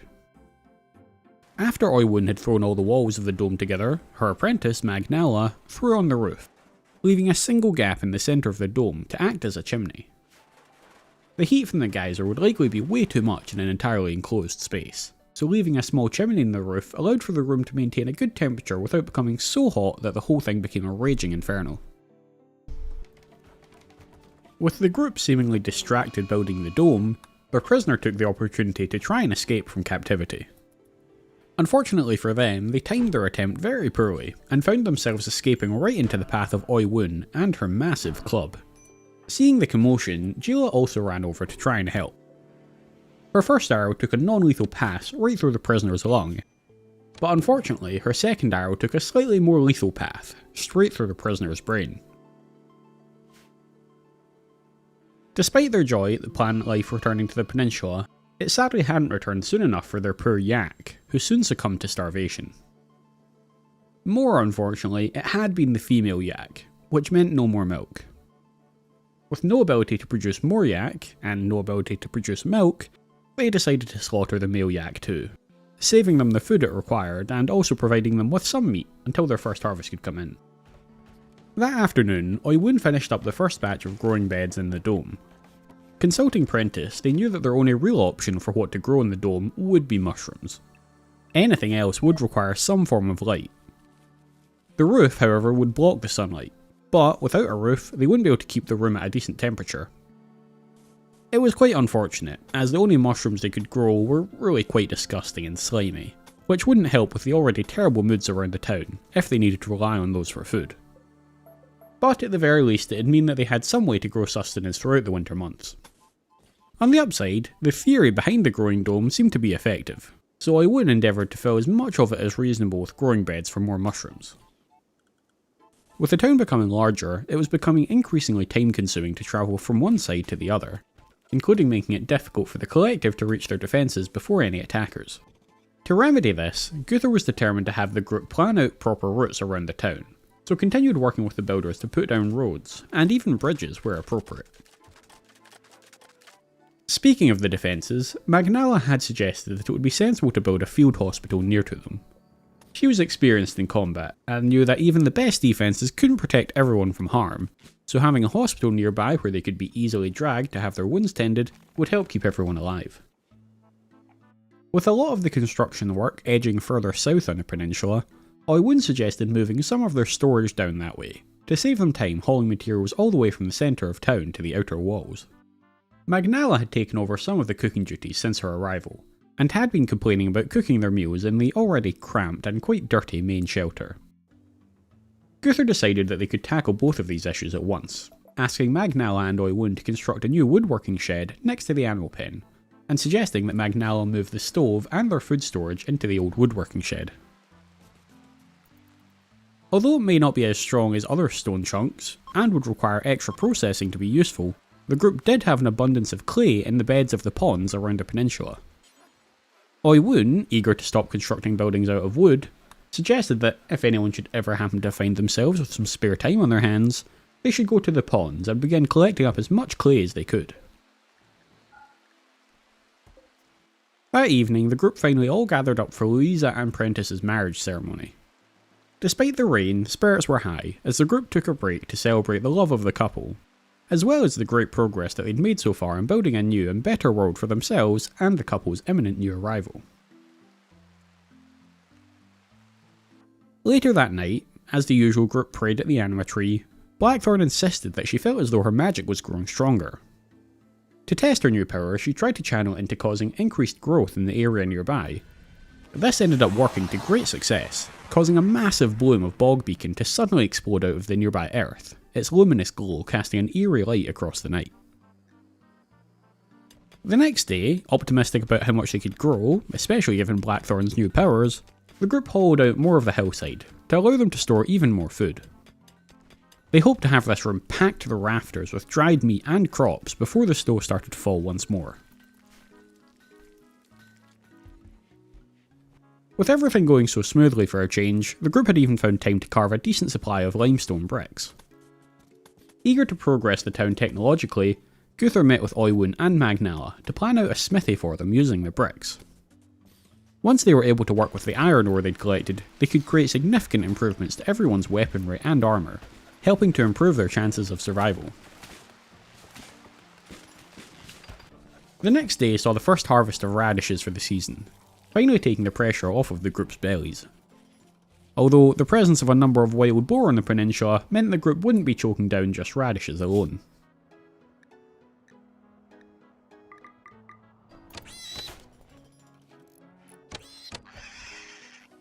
Another improvement that the group were very keen to make before the next winter rolled around was to give each home a small wood-burning stove, just to provide them with a little bit of heat during the cold months. With the snow thawing, it also made it easier for outside forces to travel to the peninsula, and this time the Divine Order had taken it upon themselves to try and destroy Ysera's Perch. The Divine Order were the worst of the worst when it came to the humans, a religious organisation which influenced the actions of the whole human population. They're led by a belief that this world was made for humans, and that the old world races are simply a blight to be eradicated. Their power and influence meant that their forces were often well equipped, which could pose an issue for the Collective. The Collective made for the defences, but once again were unable to reach them in time, and instead took up a position around the shell of the new smithy. The traps at the entrance managed to subtract 1 from the Divine Order's numbers, but a few of them opted to wade through the waves to the west of the walls to avoid going through the entrance. Another group set up a position on the small island to the east, and began to plan their attack. The Collective focused their efforts on the western group first, launching arrows at the group before they had a chance to plan out their attack. As the attackers charged the Collective, Blackthorn attempted to use her new powers to summon a tangle of thorns to block their path, but her magic still had its limits, and wasn't able to force thorns to grow in the loose sand. Thankfully the Elves were no slouches, and the Order's heavy armour worked against them, slowing them and allowing the Elves to launch numerous arrows at each of them, taking them down before they ever got close. Pivoting to the eastern group, they were finally able to use their defences for some extra cover. Apple and Oiwoon moved to intercept one of the attackers who had waded past the defences, whilst Magnala used her body as a wall to protect the archers, so that they could continue to fire upon the attackers.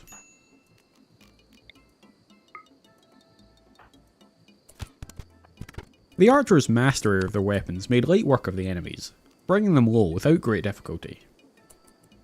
Magnala and Apple had taken a few hits, but they'd done their jobs to perfection, and at least this time they had a hospital to recover in, which was especially important as one of Magnala's wounds became infected. But with medicine, a hospital bed to rest in, and the treatment of Dr. Gunther, the group were confident that she would make a full recovery. Although the smithy building was almost done, Jayla hadn't quite figured out the specifics of constructing a forge yet. The building could still be used in the meantime though, and in the interest of keeping all of their roasty toasty burny hot processes in one building, they decided it'd be the perfect place to put a kiln. Using the kiln, they could fire the clay they were digging up from the ponds, and form it into proper bricks that could be used for construction. It seemed as though the universe itself was excited to test out the new hospital, as Prentice, Oiwoon and Apple all came down with the plague. Things were going quite smoothly at the moment though, so it wouldn't be the end of the world to have them each take a few rest days while they battled their illness. With the group being consistently unable to reach their own defences before attackers did, Louisa suggested that it was about time they rethought their current system. He didn't have a full plan yet, but suggested starting by digging out a few trenches to the west, to slow the approach of attackers, since the last group had simply walked up and around the outside of the wall. With Prentice being heavily pregnant and afflicted with the plague, Gunther was very concerned for her. As he prayed for her that night, he felt as though he came to understand his magics a little better.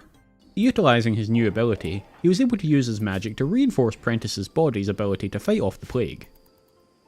As a result of this, along with the generally good quality of treatment they'd been receiving in the hospital, it seemed that all of the plague-ridden members of the Collective were on track to make a full recovery. The next morning, the group got some unexpected guests, in the form of dwarves from the southern dwarven city-states. Dwarves didn't often venture far from their lands, so it was odd to see a couple of them this far from home. With the first potato harvest coming in, the group were feeling a lot better about the ever-impending winter.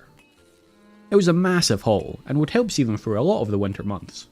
They were far from completely in the clear, but it was a wonderful start to their stockpile. The next day, Prentice finally went into labour, sending Louisa and Gunther into an anxious frenzy. Prentice had collapsed in the mushroom dome, so Gunther ran over to try and get her, so he could carry her to the hospital so they could deliver the baby.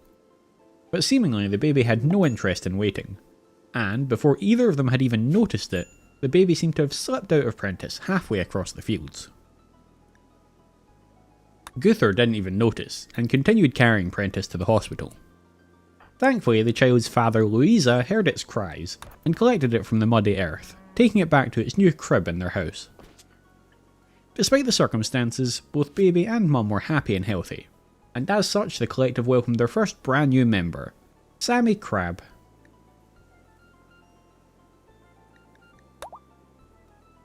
It may have been a bit preemptive, but Oiwun was eager to test out their new handmade clay bricks, so she set about a small side project to throw together a classroom on the eastern edge of town, where little Sammy could take lessons. In 2 to 3 years, that is. She also took the opportunity to link up the pathways to the Mushroom Dome for easier traversal to their little hot room. It seems that the old Empire were trying another tactic to deal with the collective. Instead of simply sending a war party to destroy them, they'd sent a royal tribute collector, hoping to convince the Phyrexian collective to pay tribute to the Emperor and thus be subsumed by the Empire. The collective, of course, had no such intentions. Had they the strength, they would have killed the tribute collector and his party for their audacity, but fearing that they weren't quite strong enough yet, they held off on initiating violence and instead simply refused to pay tribute. The next morning they were able to bring in a harvest of hay and flax, almost completely guaranteeing that they'd have enough food to keep their horses going over the winter. With a haul of mushrooms coming in too, the group actually soon realised they didn't have enough storage space for all of this food they'd managed to produce. It was certainly a wonderful problem to have. They decided to build an extra shelf in the food room to expand their storage options.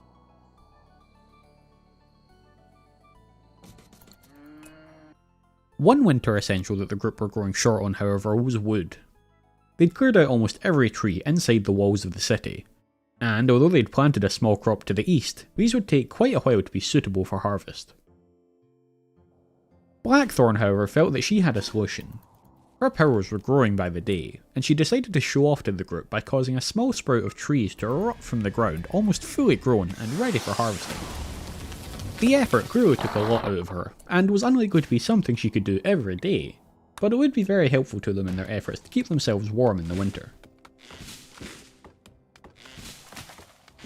The Divine Order didn't take their first defeat lightly, and soon returned with an even larger group, determined that brutal violence was the only way to deal with this new faction.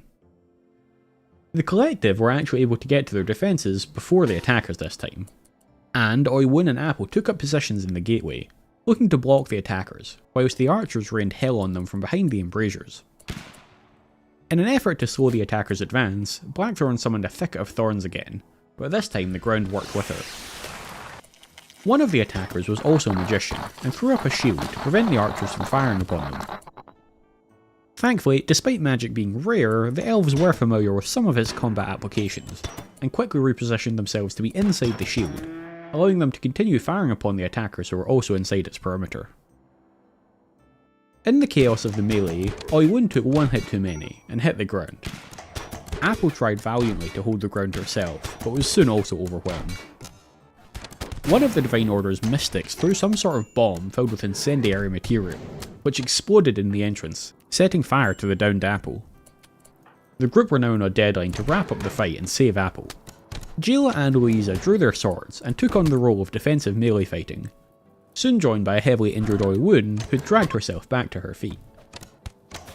Thankfully, throughout all of this, the archers had been laying down a continual stream of arrows, and soon the attackers were all but gone, and those few that remained were forced to flee.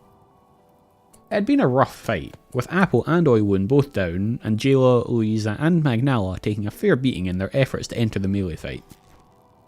Thankfully, the location of the hospital had finally worked out exactly as planned, and the group were able to get all of the injured into beds and treat them within minutes of the fight ending.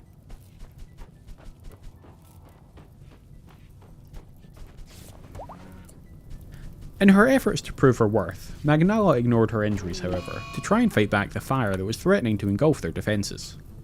Her bravery was commendable, but stupid, and she soon developed an infection in one of her injuries. Louisa also got one of his wounds infected, but with Guthor managing to save the defences from the flames, and no one dead, at least not yet, the group couldn't help but feel that they'd come away from that attack quite well, given the seriousness of the raid. That said, the stress of it all had been a bit much for Oiwun, who fell into a catatonic state. Although moods had been a little better recently, they still hadn't been amazing, so no one was too surprised by this outcome. That night, Prentice gave the group some pretty depressing news. It was already becoming too cold for their crops to grow. Even with the additional growth from ploughing the soil, the corn was still nowhere near finished. The reality was, there simply wasn't a long enough growing window in this part of the world to allow them to grow corn. With her research into smithing complete, Jayla worked with Magnala in Oiwun's absence to start planning out the forge and the smithy. In the interest of not having a wooden floor inside the room full of roasty toasty burny hot things, Magnala also decided to use some of their clay to throw down a non-flammable floor in the smithy. Sadly, the catatonic Oiwun missed the celebrations for Jayla and Guthur's marriage, which happened the next day. Despite the horrors of how quickly winter had come back around, the group had a fun day celebrating together. Oiwun had unfortunately lost her leg during the previous attack. Guthur figured that, while she was catatonic and not doing anything anyway, it would be the perfect opportunity to give her a peg leg. Of course, no sooner had he had this thought than Oiwun snapped out of her catatonia. Eager to give her the best mobility they could, however, Guthur agreed to operate anyway, even if it would mean her being under anaesthetic for the next few days. Thankfully, with Guthur's medical skills, the operation went off without a hitch. Oiwun certainly wouldn't be able to move as fast as before, but the peg leg would give her a fair bit more speed than no leg at all. Louisa had still been thinking about their defences, and thought he'd finally come up with a solution to help improve them. The first step would be to move their traps over to the western gate, and start to use that as their primary entrance and exit from the base. This entrance was already fully blocked by the trenches they'd dug, so any attackers approaching would be slowed significantly, increasing the chances that the group could reach the defences first. The next day, the snows arrived, with the temperatures outside already reaching a Baltic -16 degrees.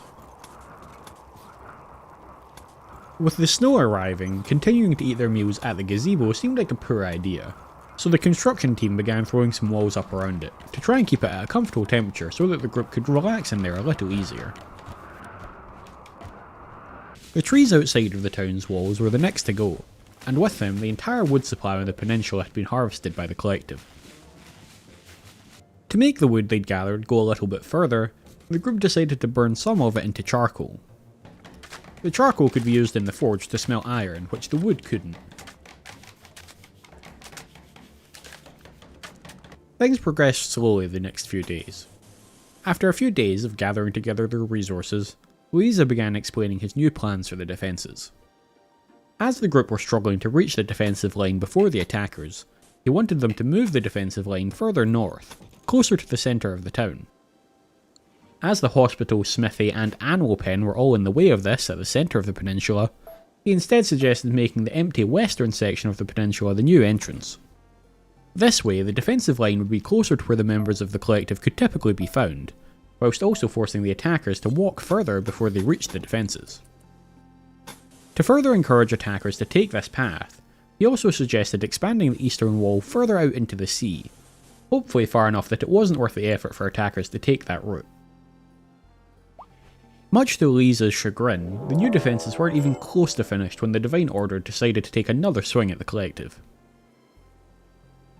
As the collective's forces trickled over, the archers began taking up positions of cover near the smithy and a large meteor of coral that had fallen nearby. Apple worked to distract one of the knights, whilst the archers peppered him with arrows. She then began advancing, along with a mounted Oiwun, on one of the humans who'd made their way into the smithy.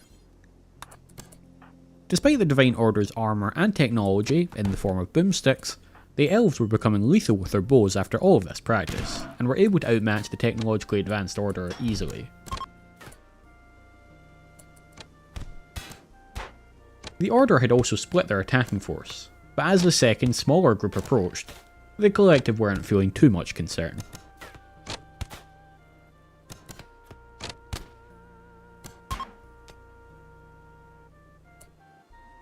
They were happy that they were managing to defend themselves so well, but they couldn't help but fear that the more of the Divine Order they killed, the heavier the next blow would be.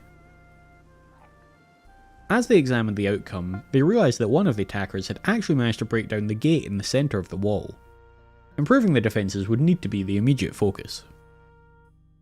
Thankfully, Oilwood was still a paragon of hard work, and soon had the first section of the new defensive wall completed.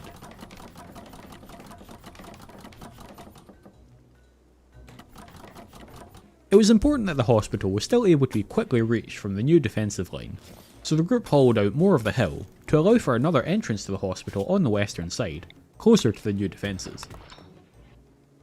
They also chose to replace the wooden walls with clay instead. The last thing they need is a bunch of injured people being caught up in an inferno.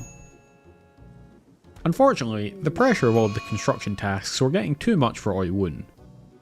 In a fit of rage, Oiwun decided to take out her frustrations on the collective's animals. Guthor tried to apprehend her before she could do it, but he was too far away, and Oiwun unfortunately murdered their stallion. This sadly left the group with only female horses, putting an end to their horse breeding program.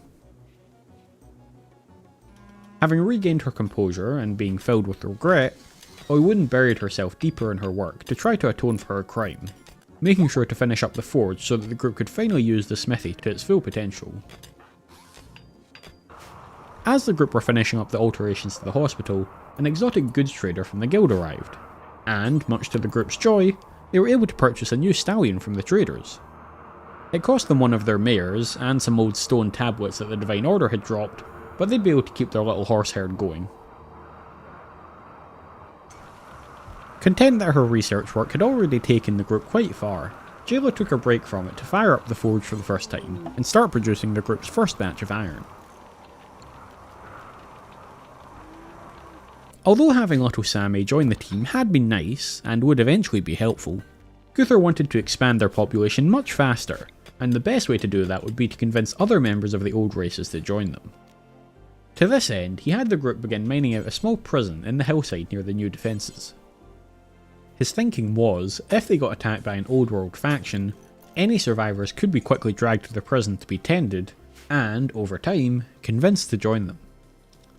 As part of the new defence initiative, the group also wanted to replace all of the wooden palisades with proper walls, to prevent them from being susceptible to fire. Not wishing to dismantle the palisades though, just in case they got attacked in the meantime, they planned to build additional walls behind the palisades, which, once completed, would be the new city walls.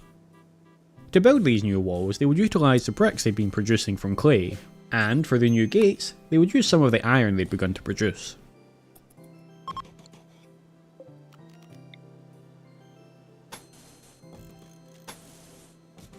The group soon found that they had a new terror to deal with, something known in these lands as the Pale Scourge. It occurred when something, perhaps an earthquake or some other incident, interfered with the trolls who lived in the twisting caverns beneath the land. Following this event, the trolls would make their way to the surface in packs, usually wreaking havoc on anything near them. The howls echoing through the night were unmistakable to those who'd borne witness to such events before. The collective knew they'd have to steel themselves for a potential flood of trolls heading their way. Sure enough, the very next day, a pack of 5 trolls entered the peninsula, immediately taking down some of the local wildlife and tearing them apart. A single troll even managed to take down a Utaranus on its own.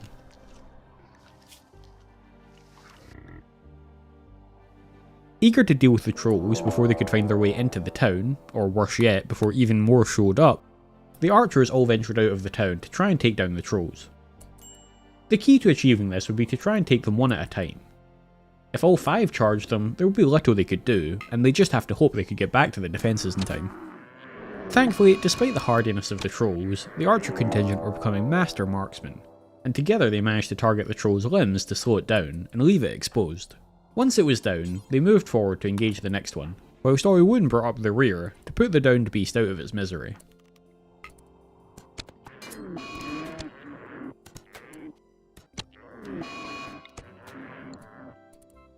The final 2 trolls charged the group together, but after having taken out 3 already, the archers were confident and held their ground, managing to take down the final troll as it was just meters from reaching them.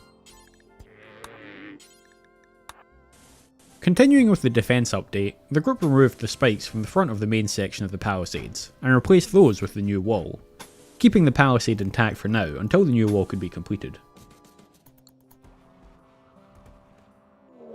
Before they could do much else, 2 drogs, massive boar-like creatures, charged into the town. Despite the skill of the archers, the drogs were incredibly hardy and took a great many arrows to injure. The group all scattered to draw their attention in multiple directions, all while laying into them with a flurry of arrows. Guthor was unfortunately the slowest of the bunch, and after being gored by the drogs' razor-sharp tusks, he hit the ground, bleeding profusely. At that point, the drogs then split their attention, with one hunting down Blackthorn whilst the other went after Magnala.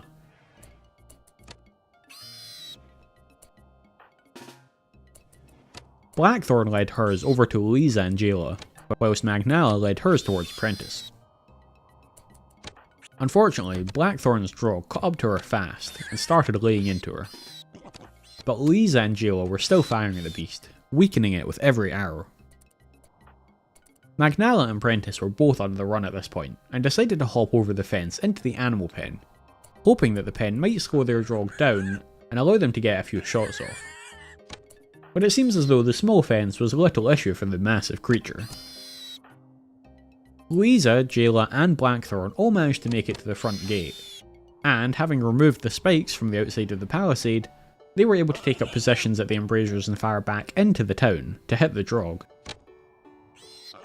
Despite their hardiness, the drog following Magnala and Prentice had taken a lot of hits, and had slowed enough to allow them to escape through the walls and begin firing upon it from the other side, allowing them to take it down.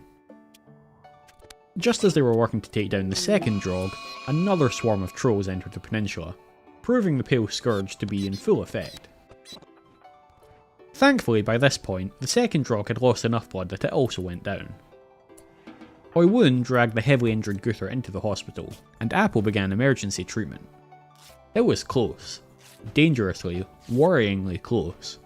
But she managed to stabilise him in the end, although he'd likely remain in the hospital for quite some time. Blackthorn had taken a bit of damage too, but her thick, sap-like blood meant that she'd lost a lot less than Guthor, so would likely be back on her feet sooner. Of course, the trolls weren't going to wait before they became an issue, with one charging at Oiwun as she tried to work. With a sigh of frustration, Louisa gathered up Prentice, Jayla and Magnala and led them to the palisade so they could start taking down the trolls. Blessedly, despite their higher numbers, the trolls weren't nearly as difficult to take down as the drogs had been. The danger of the drogs hadn't quite ended, however, as one of Blackthorn's wounds got infected. Apple did her best to tend to her, but her medical skills just weren't comparable to Guthor's. Sadly, Guthor was still unable to move. Apple tried her best, but the infection was looking dicey. Awakening the next evening, still weakened but eager to get moving, Guthor noticed the sick Blackthorn next to him in the hospital, and, ever eager to protect his people, channeled some of his new magic into bolstering her body's immune system, helping it fight back against the infection. He hadn't expected it to be quite as effective as it was, and was quite taken aback by how quickly Blackthorn seemed to improve. To accompany this success, the next morning saw the ground finally thawing, and the first of the year's crops being planted once more. They'd changed up the crops a little this time around, planting carrots instead of the radishes and berries, and replacing the cornfield with a field of peas instead. The pea field was quite large, so if they were able to get a haul in from it before the next winter, they should be in a good position. Guthor was feeling a little down that they hadn't been able to increase their numbers that much lately. Too many of their recent attacks had come from human factions, which offered no chance for them to recruit new people. In an attempt to remedy this, he suggested that himself and a couple of the others head out to a nearby hunting camp that they'd heard about from a guild merchant. The merchant had suggested that there was elves camped out here. It was just a tiny, temporary little camp, but if there were indeed elves there, Guthor wanted to see if he could convince them to join the collective. Arriving at the camp, the elves soon engaged the collective in combat, which hadn't been unexpected given the elven city's thoughts on the collective and their mission. Given that the defenders were also elves, and hunters at that, a fair few arrows flew in both directions, with a good amount of them finding their marks. But in the end, the more battle-tested collective came out on top. Sadly, their aim had been a little too good, and only one of the hunters remained alive. But one was better than none. Patching her up, they soon packed up their things and made the short walk back to Ysera's perch, dragging their new prisoner with them, and incarcerating her in their brand new prison cell in the hillside.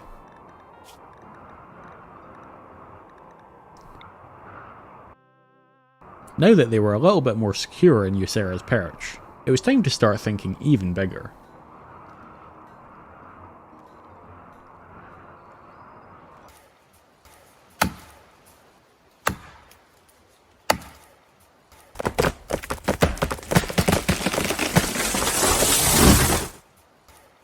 The group were excited by the potential of recruiting a new member in the form of their current prisoner. However, the prisoner themselves was less pleased, opting to have a mental breakdown in her cell. In an effort to improve the lodgings for their prisoners, the group decided to add a chessboard, a chair, and a table to enjoy their food at. After all, they were trying to convince these people to join them, so keeping them happy would likely achieve that goal a lot faster than keeping them in squalor.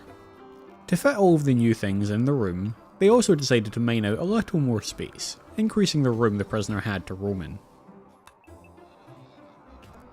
The downside of the presence of a child on the peninsula was their tendency to stick their hands in everything, leading to Sammy contracting gutworms, and, as a consequence, passing them on to poor Prentice too.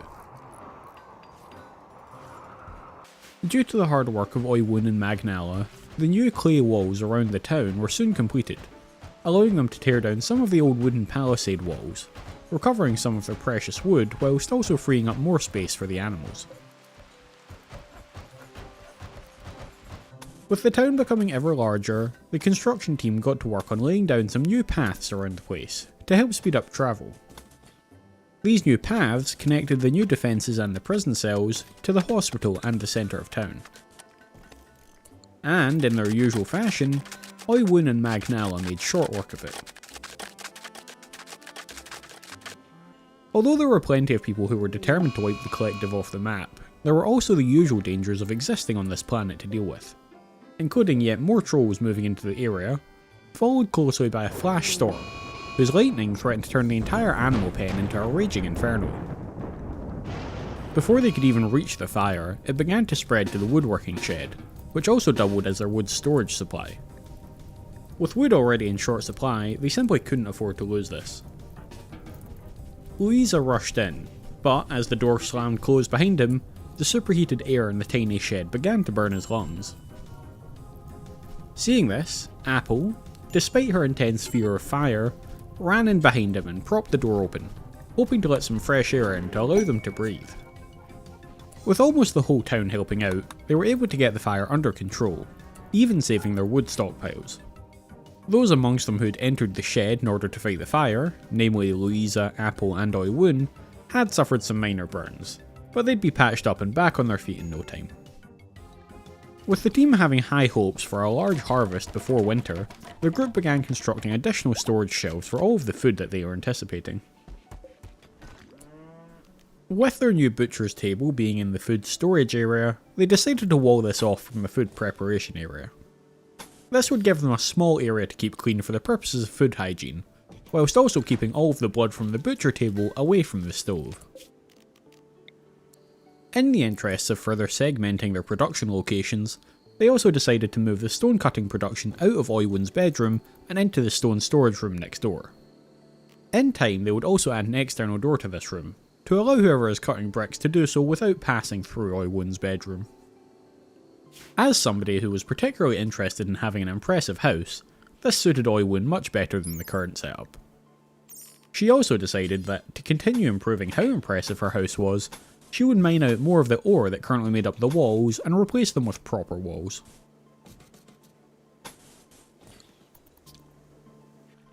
The new hospital was so nice that some of the group had actually begun to use it as a place to hang out and spend time together. However, in the interest of not spreading dirt to the hospital, or spreading contagious disease to healthy people, Gunther insisted that this practice must stop immediately. With the sheer number of trolls which had taken up residence on the south of the peninsula, Louisa recommended that the group be proactive about removing them. If they left them alone, it'd only be a matter of time before their hunger made them target the collective, and by that time, their numbers may have grown out of control. To this end, the archer squad all headed to the south wall and began sending out a few arrows at the trolls. Of course, this immediately enraged the trolls, who began to charge at the town. The archer squad slipped back in through the postern gate and began making their way to their proper defences, calling on Blackthorn and Magnala to back them up. In an incredible stroke of luck, however, the Hessian Republic chose that exact moment to launch an attack upon Ysera's Perch. They arrived on the peninsula to find themselves in the centre of an angry throng of trolls, who weren't too particular about who they ripped to pieces. The poor trolls got caught between the defences of the town in the north and the raiders to the south. Despite the trolls' ferocity, their numbers meant little, as they were so drawn out across the peninsula. The raiders soon dealt with the last of them, only minorly weakened by their run-in with the creatures. Thankfully, the defenders of Ysera's Perch were already at the defences and ready to fight. The ranged units were doing well, but as the attackers began to close the distance, a call was sent out to Oiwin and Apple to join the fray. Magnala did a valiant job of trying to hold the attackers back, but soon went down, leaving the rest of the ranged defenders to retreat back towards the centre of town. This retreat gave them a chance to meet up with Oiwin and Apple on the bridge in the centre of town, and as the attackers approached, slowly wading through the pond, the defenders were able to pick off some more of them. One thing the bridge did lack, however, was cover, and as more attackers approached, the defenders moved north to take cover behind the decorative hedges of the town. With some careful positioning, the defenders were able to draw the attackers in close, allowing Oiwin and Apple to utilise their smashing attacks fully. Annoyingly, one of the attackers stopped fighting for their life in favour of setting the flax field on fire instead. This may pose an issue, but the collective were more concerned with the immediate fight. Although Oiwin and Apple's charge had helped out a lot, it also left them without cover, making them easy targets for an enemy archer hiding behind the defences.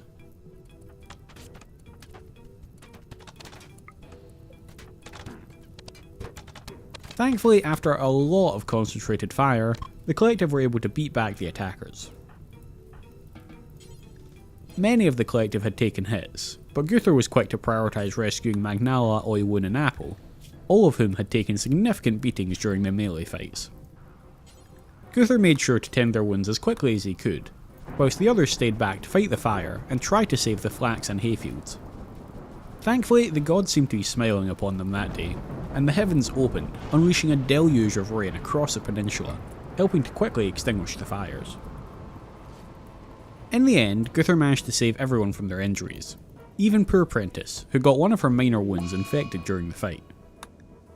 Thankfully, between his natural medical skills and his healing magics, Guthor was becoming quite the expert on keeping his people alive.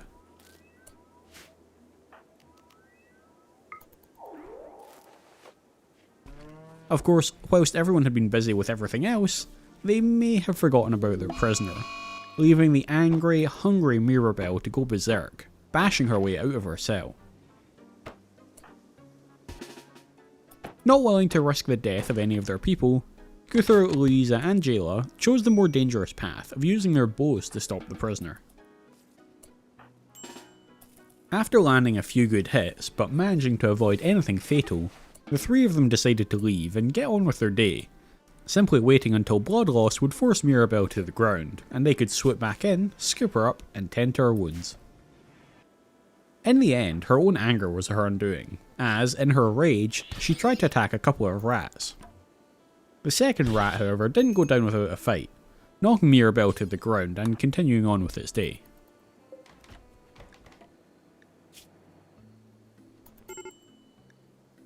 The next day, despite still aching from a lot of injuries, the group were heartened to hear that the first harvest of peas had come in, and it had been quite the harvest. And, to make things even better, this was soon followed by the harvest of both carrots and potatoes too. They were indeed likely to have plenty to keep them going over the winter at this rate. As the group were beginning to move the corpses of their recent attackers out to sea to be washed away, an elf named Jade Beach, who had attempted to fly in a transport balloon, had a hard landing on the peninsula. Never one to turn away a member of the old races, Guthor raced out to scoop him up and bring him back to their prison, where he could stay until they convinced him to join the collective. To make this task easier, shortly after the arrival of Jade Beach, Mirabelle, their other prisoner, decided to sign up with the collective. This was great news in and of itself, but it also meant that they could move Jade Beach into the slightly nicer prison cell. With the addition of Mirabelle and possibly Jade Beach soon, the town would need additional lodgings for these new people. Oywyn and Magnella began planning out some fancy new clay brick houses on the west of the peninsula, near to the defences for just this purpose. Their wood supplies were getting dangerously low at this point. The little thicket of trees that they'd planted on the east of the peninsula were nearly fully grown, but were unlikely to get there before winter, meaning that for the time being, they would be almost fully reliant upon Blackthorn's ability to coax fully grown trees from the earth using her magic. It would be a far from ideal situation. In the interest of ensuring that they could rely on this ability more consistently, however, Guthor gave Blackthorn allowance to spend less of her day working and more of it on meditating, to allow her to regenerate her mana quicker and allow her to more regularly provide them with new trees. In the interest of making the place prettier, reducing the amount of dirt carried into buildings, and helping people get about easier, Guthor had always wanted to put down some kind of stone pathways around the town. Now that they could produce their own clay bricks, this dream could become a reality. Albeit a very slowly manifesting reality. For the time being, they didn't have that many bricks, but Guthor was determined to get started on the project. So Oywyn suggested that they simply begin by laying down a single track of bricks, before expanding them to cover the entire pathway at a later date. Despite the previous massacre, more trolls had crawled out of the burrows in the peninsula, allowing them to attack Mirabelle while she was wandering outside the walls. Thankfully, she got back to town before they could do too much damage. But Louisa decided that enough was enough, and he rallied the archer squad to head out and deal with the issue. It's possible that, in their haste, they were a bit too reckless however, as Guthor himself ended up taking quite a beating at the hands of the last troll.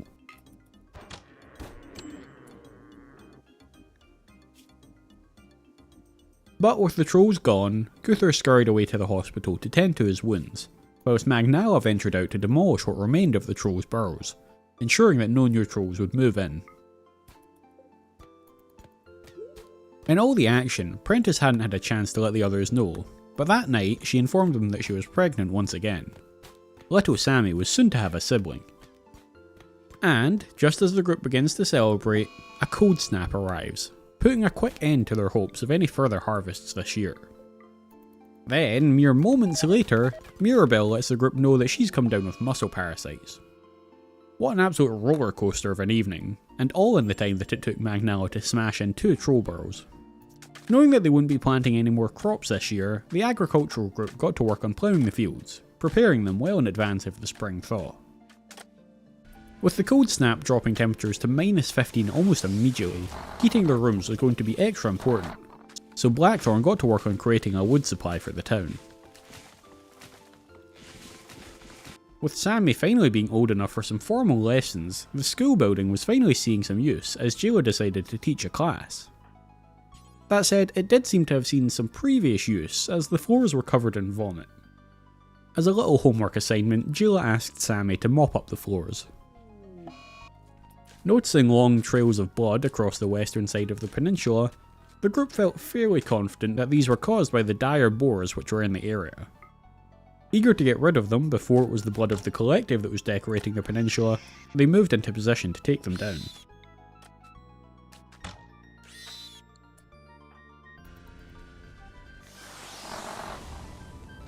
With their wood supplies being tested, the group decided to mine out more of the coal from the hill just outside of town. The coal could be used to keep their homes warm, even if the wood supplies ran out. After a couple of days of hard work, the agricultural crew had already managed to plough all of the fields, freeing them up for some wintertime projects. One such winter project would be to further expand their storage room. The town was quite a size now, and as such had a tendency to gather all sorts of nonsense which clogs up the storeroom. Of course, they won't have the wood to build additional shelves at the moment, but any extra space will be a boon to them at this point.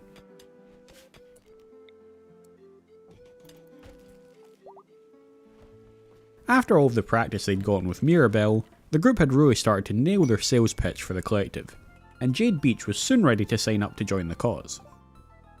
Although his first task seemed to be to relax in the dining hall with one of the books the collective had purchased from a passing guild merchant.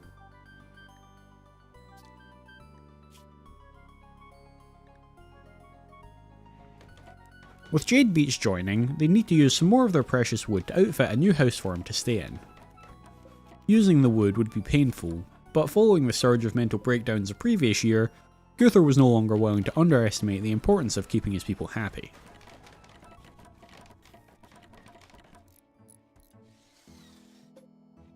With the importance of wood to their survival, the group had also dedicated a small section of the peninsula on the western side to another thicket of trees. This would increase the lumber output of the town, whilst also minimising the risk of them losing their entire lumber supply to a sudden wildfire. That evening, in an effort to improve happiness around the town, Gunther decreed that absolutely nobody should be wearing tattered clothes. And, as the town's premier tailor, he insisted that he would make new clothes for all of them.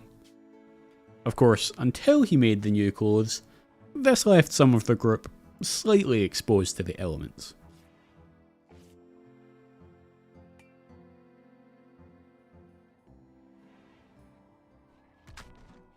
This was especially unfortunate as a group of human raiders soon approached the peninsula. As the group were taking their time to plan their attack, this allowed the defenders of Ysera's Perch the opportunity to dictate the basis of the engagement, allowing them to pick off one of the smaller groups before they could all converge.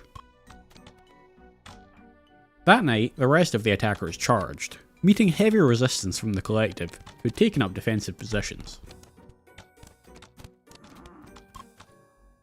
As usual, Oiwin and Apple engaged any who got too close, allowing the archers to keep a safe distance and continue launching arrows. Despite their state of undress, or perhaps because of the distraction that it was causing the attackers, the collective were able to come out on top, with only minor injuries, and the beginning tremblings of hypothermia, that is. Thankfully, true to his word, Gunther did work very diligently to ensure that by the close of the next day, everyone in town was at least decently covered, even if not fully prepared for the brutal winters that the peninsula experienced. Another guild merchant soon arrived in their massive airship, and the collective took it as an opportunity to unload a lot of their junk. The traders had a number of chickens in stock, and thinking they could add a new animal to their pens, and one that would provide a ready supply of eggs too, they initially began negotiating to purchase a rooster and 4 hens. After thinking about it further, however, Lisa was concerned that this could lead to explosive growth of the chicken numbers and overwhelm the group's ability to deal with them. So instead, he elected to only purchase the 4 hens. This way, they would still get the eggs, but without the additional hassle of maintaining a giant flock of chickens. Despite the clear ground, the temperatures outside had already fallen to almost -30, and unfortunately, this was simply too much for the new chickens to handle, causing the death of one of them. In a desperate and hurried bid not to lose all of them, Oiwin and Magnala threw together a quick barn in the animal pen, which they outfitted with a simple stove, to help it maintain a decent temperature throughout the winter. They managed to complete it just in time to save their remaining hens.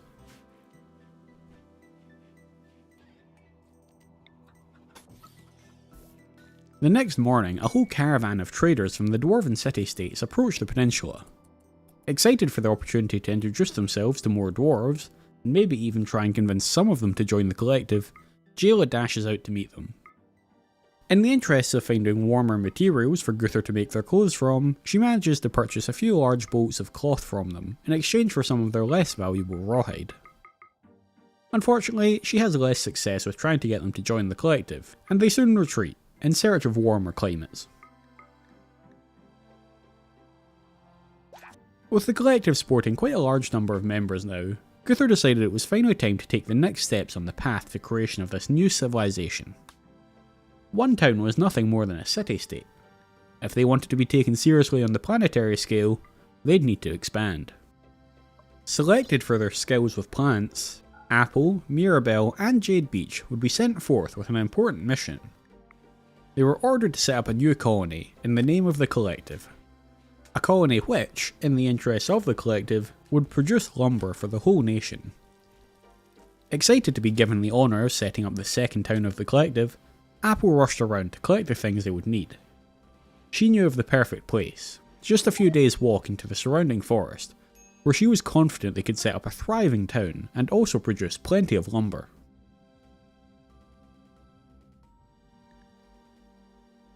The caravan had barely left the peninsula when they encountered their first issue, a pack of man-hunting Norwegian forest cats that began to approach them. Thankfully, Mirabelle and Jade Beach still had their crossbows to hand, and Apple was no stranger to getting her hands bloodied.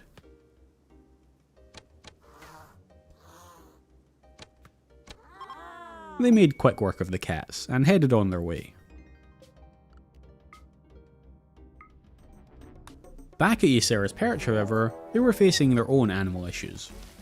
Their expansion of their storage areas under the hills had clearly riled up some insect hives, which were now burrowing toward the surface, looking to get rid of this nuisance. In the hopes of getting them out of the stockroom before they destroyed all of the food, Louisa ran in and jammed open both the doors, hoping that the sound of the collective's members outside would entice the insects out. The plan was to wedge Magnala in the door to tank the insects, whilst the archers stood back and rained arrows on them, hopefully taking down all of the insects before they could do too much damage to Magnala. The plan did work a little, but with a bunch of the insectoids remaining inside the stockroom, Magnala had to run further in to get their attention, and as she retreated, they managed to exact a toll upon her. Seeing how much damage she'd taken, Oiwun moved forward, figuring that she'd soon have to step in to take Magnala's place. Sure enough, despite the best efforts of the archers, Magnala soon fell under the combined damage of all the insectoids, and Oiwun rushed to fill the gap. After getting rid of most, Oiwun also had to venture further in to entice the last few insectoids out. She also took a lot of hits whilst trying to make it back to the front door, and the last two insectoids spilled out, eager to rip the others to pieces. Thanks to Jayla's sword work and some involuntary tanking from Blackthorn, they were soon able to finish off the insectoids, before heading inside to deal with the hives.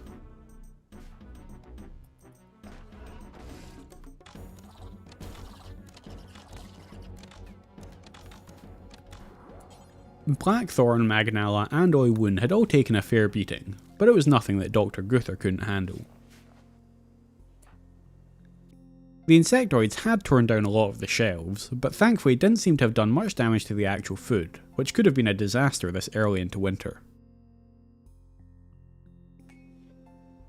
The next day, Apple's caravan arrived at their target location, and there they founded the first of the collective's new settlements. With their current skills, they should be able to build up their own town, and still be able to send a couple of hundred units of lumber back to Ysera's Perch each year. Guther had already promised to supply them with any more green-thumbed new joiners that Ysera's Perch collected too, so that figure would likely increase over time. The arrival of another guild merchant sparked excitement in Jayla. You never knew what sort of stuff they would have available, so it was always a fun visit to receive. To her joy, the merchant was looking to sell a number of large sheep. With the abundance of hay and flax they'd harvested, the group could handle a fair few extra animals. And in the interest of ensuring they had a reliable source of warm materials to make clothes from, sheep would be a fantastic addition to their herds. She decided to purchase 3 of the beasts, trading away some of the insectoid meat that had just been delivered to their doorstep, helping to avoid them having to eat it themselves. The next morning, just as the snows started to dust the ground once more, Prentice went into labour.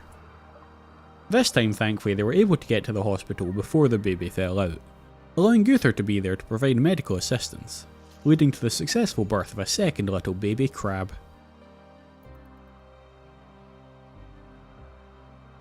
As the group were working on a redesign of the main storage room in order to keep Jayla's research room warmer, a group of goblins approached the peninsula, with a bunch of wargs in tow, looking for trouble.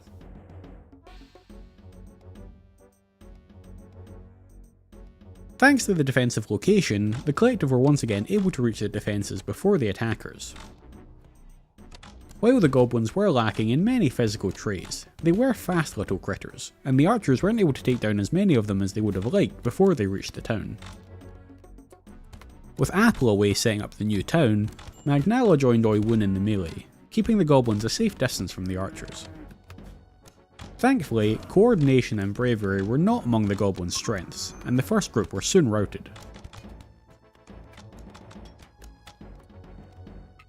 The second group were close on the heels of the first, and although the goblins themselves didn't pose much of a physical threat, the wargs they'd brought with them could really do a number on the defenders.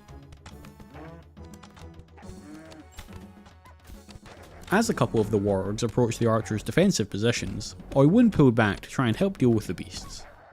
But in the end, her help wasn't needed, and the archers soon handled the issue, routing the second group of goblins too. There had been some minor damage done, and thanks to the goblins' penchant for biting their targets, Jayla soon suffered an infection, but it was nothing too major. To keep Sammy busy and instill in him the need to help out around the town, they set him the task of clearing the snow from the central walkway. It could likely turn out to be a hopeless task if the snow continued to fall, but if it didn't, then he could help to speed things up around town considerably, as trudging through the snow slowed everyone down quite a bit.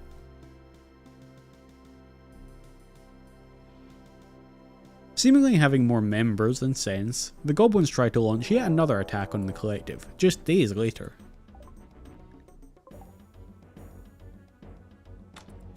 Although the injuries from the previous attempt made it harder for the collective to reach the defences in time, the squishy nature of the goblins meant that the defenders were still able to swiftly deal damage to them.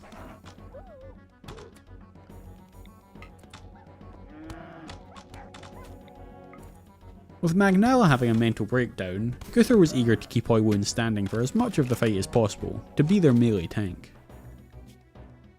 To this end, he used some of his magic to block the pain from Oiwun's injuries from reaching her brain. This wouldn't actually protect her from any injuries, but would simply stop her from going into shock due to the pain, allowing her to fight well past her limits.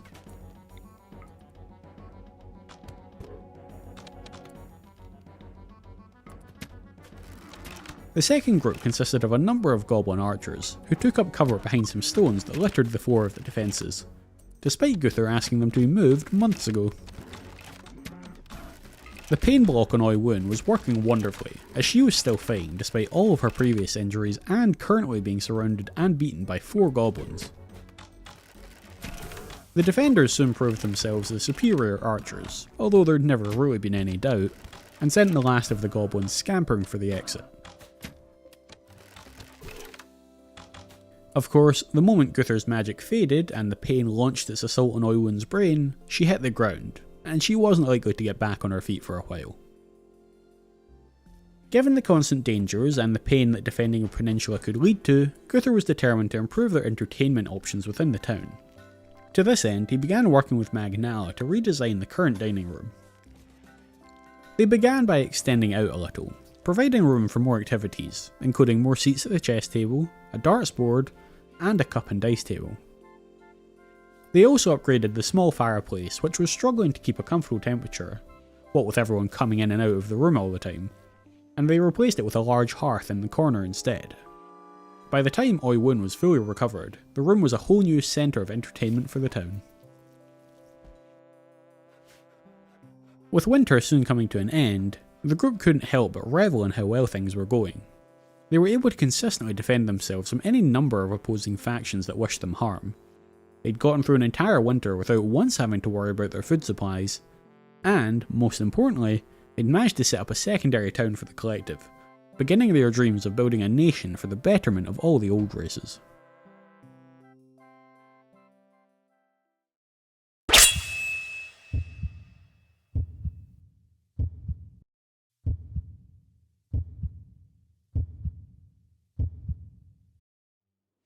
As the start of April-May rolled around, the peninsula was still in the final throes of winter, and thus still relying on Blackthorn to provide them with wood to burn.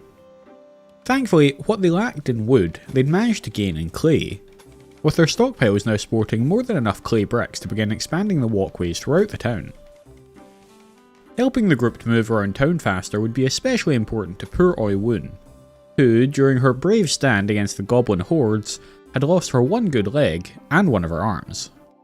Not only would she be slower getting around town, but her ability to build would be sorely impacted by the loss of the arm, to say nothing of her ability to stand as the town's bulwark against encroaching enemies. As the sun begins to fall, a group of Goldie oxen enter the peninsula. These massive golden beasts are quite a rare sight, but are revered for the quality of both their milk and their wool. Of course, any attempts to tame them could result in a swift kick to the head for the poor creature who tries it. So in the interest of keeping their brains inside their skulls, the group decide to leave them be and let them wander the peninsula freely. Besides, the collective already have plenty of work on their hands maintaining their current menagerie.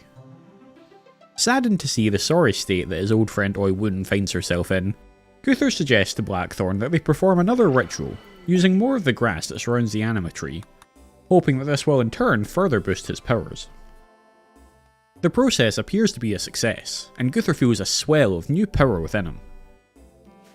That night, he visits Oiwun and attempts to channel his powers into regrowing her lost limbs.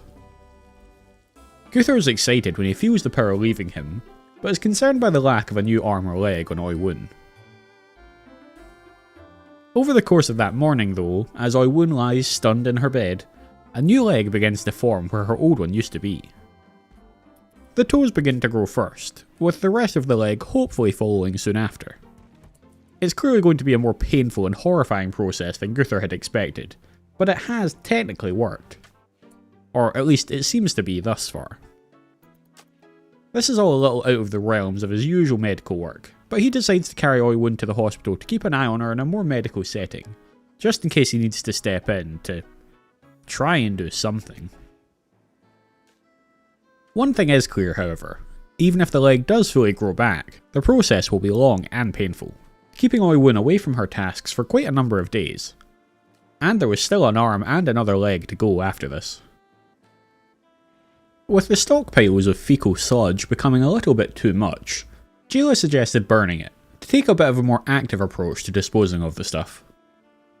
So in the end, they set up a little pit on the eastern side of the peninsula, which, given the sheer volume of feces that they'd accumulated so far, would likely be burning non-stop for quite some time to come.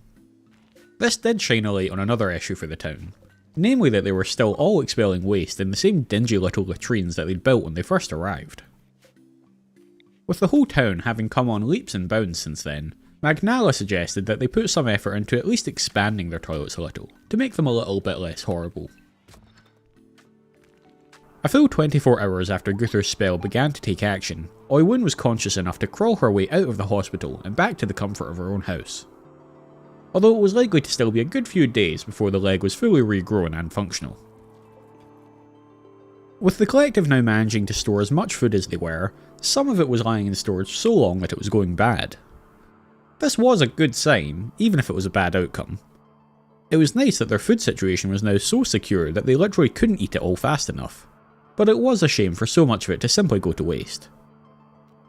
To remedy this, Prentice suggested utilising the cold temperatures of their long winters to essentially turn the storeroom into a freezer during the winter months. To do this, the group would simply carve a second entrance through the hill and into the storeroom, which would be left open to allow the frigid winter air to freeze the food, whilst allowing the kitchen to maintain some semblance of heat, just so that it wasn't a nightmare for the chef to have to cook the group's meals. Just as the group were finishing up this new design, the Goldie oxen decided that, even though nobody had tried to tame them, they were going to make themselves a problem regardless, and they began hunting down the collective. Hoping to bring them down before they could hurt anyone, the collective all joined together, and tried to find a place where they could use the range of their bows to their advantage. Given her weakened state and her lack of a ranged weapon, Guthor ordered the painfully slow Oiwun to take refuge in one of the buildings until the danger had passed. Having forgotten his bow that morning meant that Guthor had volunteered to be the bulwark, regardless of his feelings on the matter. Thankfully, the group were able to launch enough arrows to bring down the hardy beast before it could do any real damage to Guthor. After the death of the first, the other two Goldie oxen seemed to think better of the attack and began trying to run. But, not wanting to give them a chance to sneak up on them during the night, the collective gave chase, and were able to ensure that none of the Goldie oxen would ever be an issue for them again. After a short, but we assume passionate night, Guthor and Jayla realised that she'd fallen pregnant, meaning that a second family line was beginning within the Phyrexian collective. With his propensity to see signs from the gods in even everyday occurrences, Guthor couldn't help but feel a little bit apprehensive at the fact that their pregnancy announcement was followed almost immediately by the sun being blotted out by huge plumes of ash from an erupting volcano. Bad omens aside, this could mean that they entirely missed their growing season this year, meaning they'd have to survive almost another whole year on the meagre supplies they still had at the end of an already long winter. With Oiwun's leg becoming more leg-like every day, she was soon back to work, helping to lay down the new paths in the town. Since there seemed to be little point in planting new crops with the volcanic winter still in effect, Blackthorn decided to try her hand at helping Magnal with mining out the new toilets. It was nice to see the group trying new things when faced with these issues. She did, however, immediately decide that mining was not for her, and despite the hopelessness of trying to grow anything, she returned to the fields to sow some potatoes, just to test if they could survive in the incredibly low levels of sunlight that were making it through the ash clouds. The next morning, with Oiwun's new leg fully grown, she was determined to get the process over and done with for her arm too. Given that the lack of an arm was slowing down her work so much anyway, Guthor had no arguments against her being out of the action for another couple of days, so he used his magic once more to begin the process of regrowing the arm. Despite the clawing clouds of ash hanging in the sky, the temperatures outside weren't quite as low as they had been during winter, and there was just enough sunlight getting through to allow for the growth of crops, albeit at a much slower rate than normal. It seems as though this news angered Prentiss. Perhaps she'd been looking forward to a year without working in the fields, and in response, she decided to start setting the fields on fire. Nature immediately fought back against her destruction, in the form of a very angry little squirrel, which attempted to stop her fire-starting ways. Despite his anger at Prentiss's actions, Louisa was still kind enough to stop and shoot the squirrel off of her first, whilst he was on his way to extinguish the fires that she had started.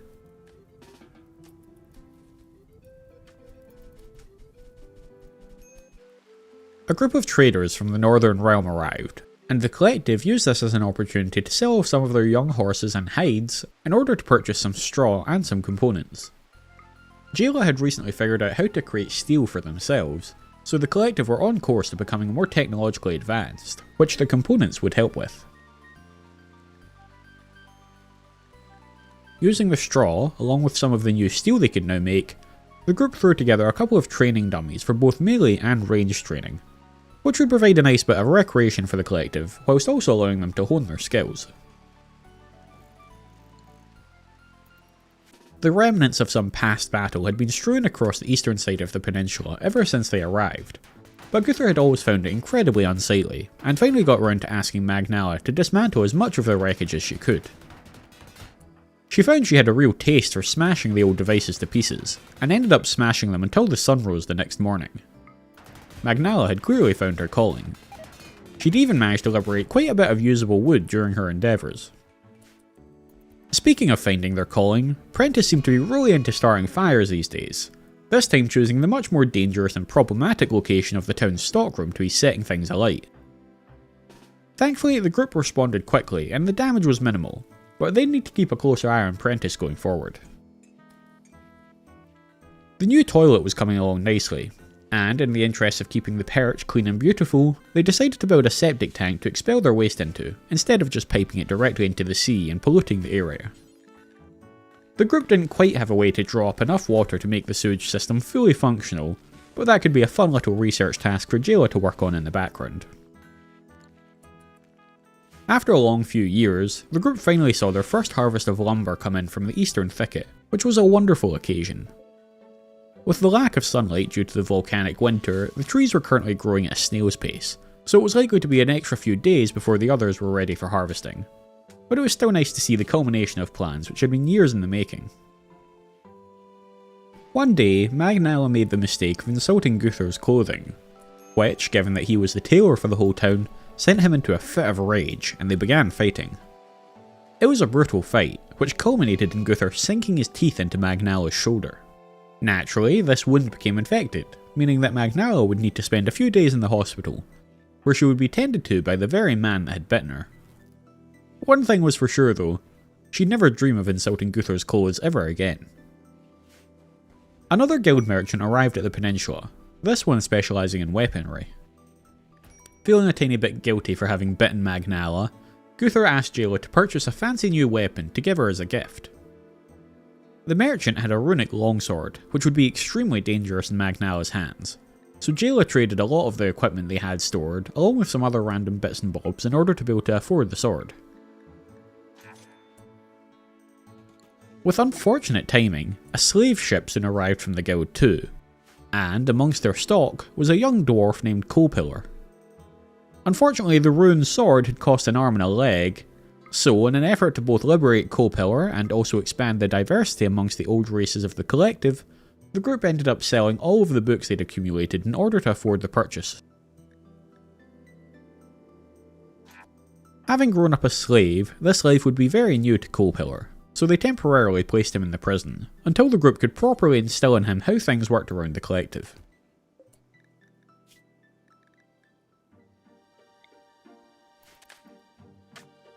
With the anima grass blooming once more, Oiwun suggested that Magnala undergo the linking ritual to try and awaken any latent magic in her. Oiwun made the case that Magnala was an excellent melee combatant, and with the help of magic, she might become even greater, helping to defend the town against any attackers a lot more effectively. What Oiwun didn't mention was that she was sick of being injured by being thrown into the melee, and was hoping that if Magnala developed magic abilities, she would be the first into the fray instead.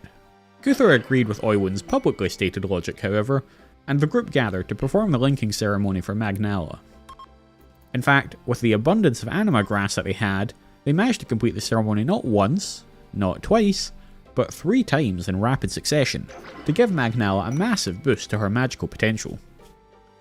Sure enough, her powers seemed to lean towards improving her martial skills, allowing her to move at greater speeds for a short time, leap large distances to get close to enemies, and even heighten her reflexes and strengthen her muscles to improve her abilities in combat for a short time. During the time they'd spent on the linking ceremonies, the Human Empire had sent another royal tribute collector to the peninsula, looking to intimidate the collective into bending the knee to the Human Emperor. No longer willing to endure the disrespect, Guthor readied his people at the defences, and took Louisa and Prentice outside the walls, to show the Empire what he thought of their demands. The collective had anticipated the humans attacking them, but after their arrows felled one of them, the rest of them simply fled, vowing vengeance against the collective. And so it was that all-out war was declared between the collective and the Human Empire. The worst of the ash from the volcano had finally settled, giving the fields a helpful little burst of sunlight to speed up their growth. And, despite their initial concerns, the fields were blooming, and it looked like they might just be able to get a harvest in before the winter temperatures dropped once more. Late that night, Jayla went into labour.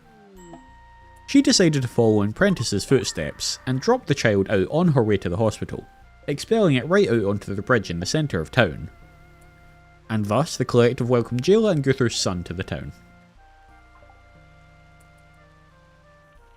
With steel now available to them, Louisa suggested putting some of it towards armour for their melee fighters, to maybe avoid Oiwun losing any more limbs. The group agreed, Magnala and Oiwun most enthusiastically out of the bunch, and the group got to work making 2 full sets of protective armour for the pair.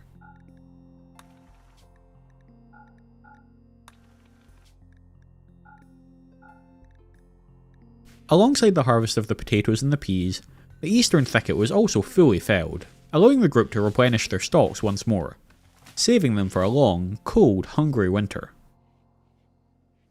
With the animal herd constantly growing, and the group only having limited opportunities to sell them off, Magnala worked with Louisa to extend the barn to allow them to keep more of the beasts for longer. It was just as well that the potatoes and peas had been harvested, as, not long after, the temperatures were already dropping so low that they would prevent growth. In fact, this led to the agricultural group having to harvest the flax and the hay early, in order to make sure it didn't all die out before they got it out the ground.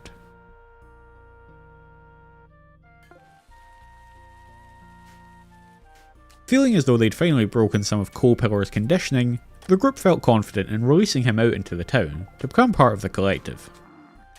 With his skill set, and the lack of construction and mining skills the rest of the group had, he would be a valuable addition to the community. No sooner had Colepower joined, however, than he found himself wishing for the safety of the prison cell, as a human raiding force appeared on the peninsula. Colepower was directed to the smithy to equip himself for the fight, while the whole town, including young Samony, made for the defences to protect the town. Realising that the attackers were taking time to plan, Guthor, Jayla and Louisa ventured out to try and goad them into attacking before they came up with a plan, by sending arrows towards them. Unfortunately, the attackers had ranged weapons of their own, and Guthor soon took a crossbow bolt. Just at that moment, a group of traders from the Northern Realms arrived on foot at the peninsula. There was no love lost between the raiders and the Northern Realms, and the two groups soon broke into an all-out fight, with Guthor and the squad trying their best to help out their allies from the Northern Realms.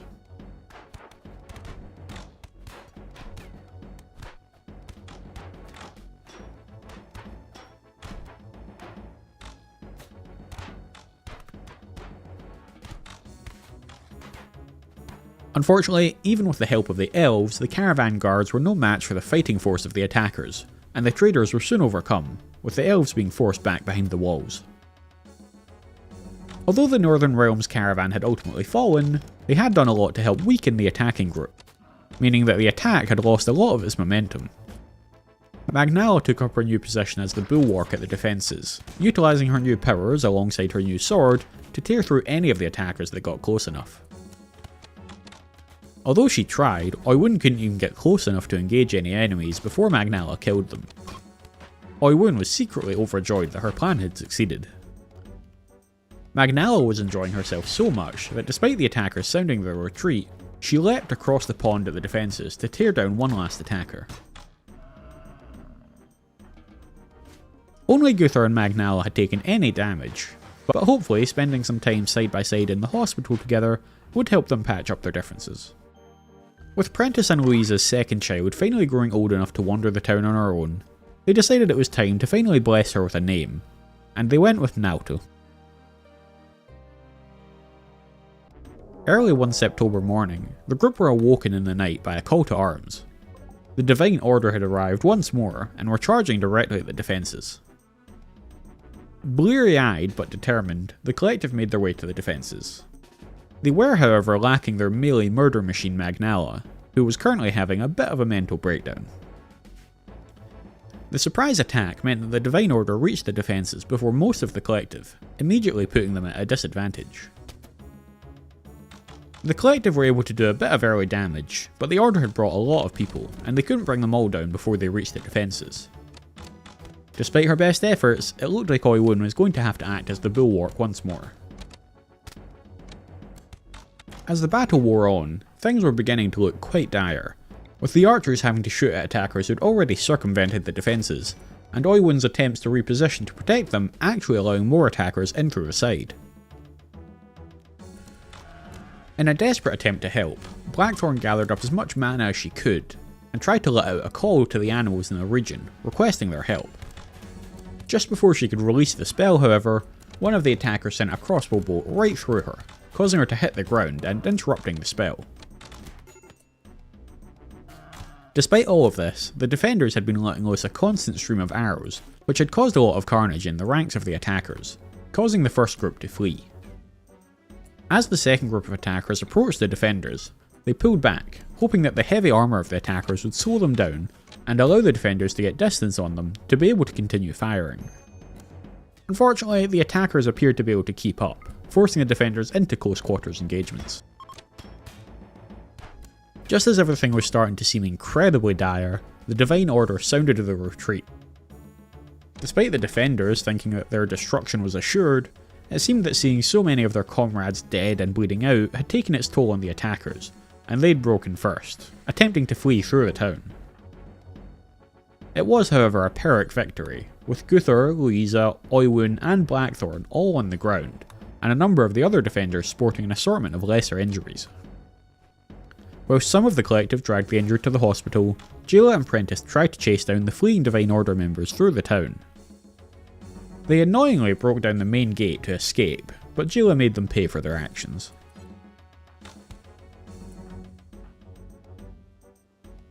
Prentiss, Guthor and Louisa were all suffering from pretty extreme blood loss. but thanks to the combined efforts of Jayla, young Samini, and their new friend Coalpillar, the group were able to stabilise everyone and avoid any fatalities. Of course, a few infections did crop up, but once Guthur was back on his feet the next day, he was able to handle those without too much difficulty. Things would likely be on a bit of a go-slow around the town for the next few days whilst everyone tended their wounds and took the time needed to heal.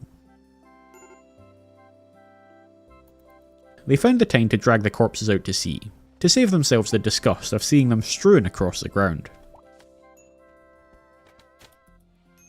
Unfortunately, those corpses are soon to be replaced with new ones. Whilst most of the collective are still nursing their wounds, a second raid arrives, this time from one of the human countries.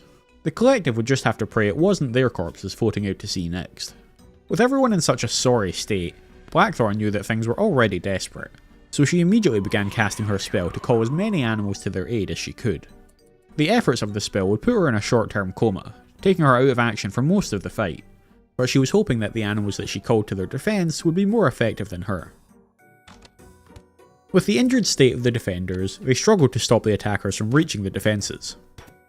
Thankfully, these attackers were a lot lighter armoured than the Divine Order had been, allowing the elves to do some serious damage as they approached. Once they began to reach the elves' lines, they began a tactical retreat, trying to put enough distance between them and the attackers to launch more arrows, before then retreating further. This hit and run tactic worked like a charm, and despite their initially dire appraisal of the situation, they were able to send the attackers running once more. Although, once more, they chose to flee via the main gate by smashing it down, which was becoming a real nuisance for the collective to have to keep replacing it. The collective exacted a toll on the attackers as they ran, but unfortunately they had to break off the chase in order to tend to a large fire that had broken out in the hospital after one of the attackers had gotten themselves locked inside, and didn't seem to realise the issues of setting fire to a room that you can't escape. Sadly, it seemed that the animals Blackthorn had summoned had been too slow to do much, but the group were mostly just amazed that they'd be able to come through a second raid with so little damage after how much of a disaster the first one had been. In the following days, life in the town crept along at a slow pace, with the group slowly recovering and repairing the damage to the town. In all of the chaos, the gods had clearly seen fit to punish Oiwun for her underhanded attempts to pass off her responsibilities as the town's bulwark onto Magnala, and in response had taken another arm, another leg, a kidney, and a thumb from her. Despite her best efforts, it looked like she was in for a lot more pain from the process of regrowing limbs in the near future. Louisa suggested that since the trenches outside the defences were doing a good job of slowing the attackers, they should dig some more on the beach directly in front of the defences. He figured that if attackers were slowed whilst in the range of the archers, they could dish out a lot of damage before attackers even got close. In the interests of improving everyone's moods following the attacks, Guthur suggests that they host a binge party, where the whole town can eat, smoke and drink as much as they like. The idea is a resounding success, with the whole town gathering together to party the night away. Sadly, poor Oiwun fell catatonic mere moments before the party started. But in the interest of making sure that she was still involved, they decided to host the party in the hospital, to ensure that she wasn't missing out. Kind of, anyway. As they partied, the first snows of winter had begun to fall. But in his happy state, Sammy got straight to work on clearing the paths once more. With Oiwun still catatonic, Guthur took the opportunity to utilise his magic to begin the limb regrowing process, hoping that she wouldn't feel the pain in her current state. It wasn't long before the collective's old friends the trolls resurfaced, this time burrowing up from the ground in the north of the peninsula. Viewing their proximity to the anima tree as a slight against the gods, Guthur rallied the troops to put a swift end to the creatures. Guthur's plan to start Oiwun's limb regeneration while she was catatonic to avoid her feeling the pain may have backfired, as it appeared that the pain had actually shocked her out of her catatonic state. As the winter snows fall once more, the first shipment of wood from Apple's new settlement arrives at the peninsula, just what they need to keep them warm in this new snow. Apple also reveals that, despite her best efforts, she has been struggling to come up with a name for the new settlement. So Guthor writes back his suggestion to name the settlement Talar, after the elf god of the forest. It's possible that Guthor has a bit of a one-track mind when it comes to these things. It seems that yet more trolls have appeared on the peninsula, but this group seem content to treat the pile of corpses in the sea as their personal buffet, so the group are hopeful that as long as the corpse pile is full, the trolls won't see any need to target the collective. Unfortunately, the trolls instantly throw this kindness back in the collective's faces, as they begin to hunt down the very slow Oi Woon, who's out working on the defences. Thankfully, Blackthorn and a mounted coal pillar are able to charge to the rescue, helping Oi Woon fight off the troll with ease.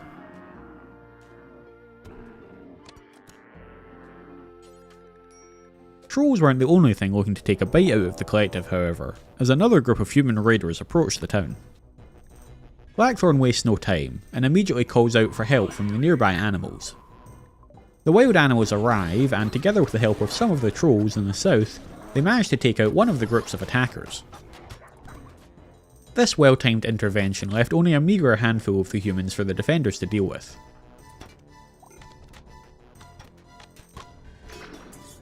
One of the attackers tried to show off their own magic by leaping across the defensive wall to get close to Prentice. But they didn't account for Magnala using similar magic to jump straight in and intercept the attacker, cutting them down in a single strike.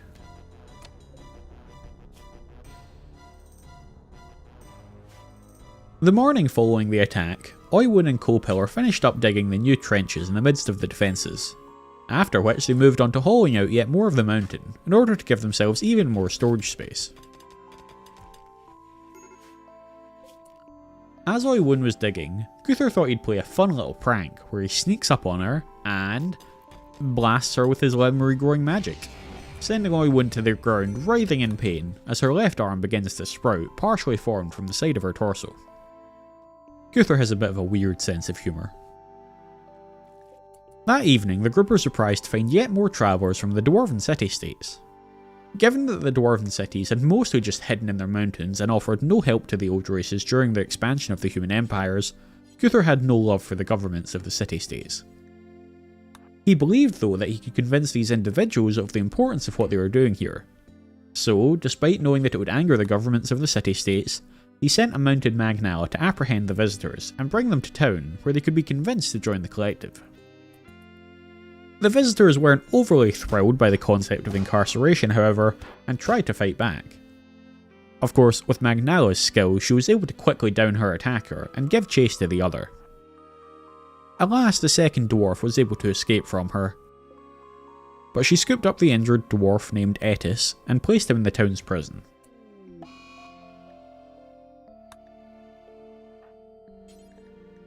After a brief respite for a few days, the trolls decided they wanted to be an issue again, and yet more of them appeared on the peninsula. This time, however, they made the mistake of trying to take on a pack of direboar who were only too happy to put up a fight. The collective had high hopes that the two groups would take care of each other, but unfortunately they seemed to grow bored of fighting each other and soon fell asleep.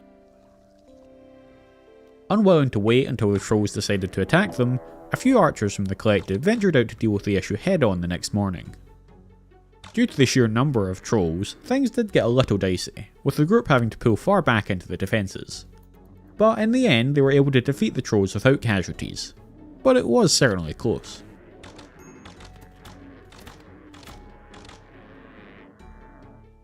Something was clearly wrong with Magnala, although no one was quite sure what it was, but she was suffering from a series of mental breakdowns, which culminated in her going berserk. Utilising her superior melee skills and her disgustingly sharp sword, she sent Blackthorn to the ground, before starting to attack the group's treasured pet axolotl Christabel. She then moved on to attack a sleeping Guthor, who initially tried to flee, but upon seeing the injured Christabel, his fury took over, and he began swinging back at Magnala. His wife Jayla, also woken in the night, joined the fray.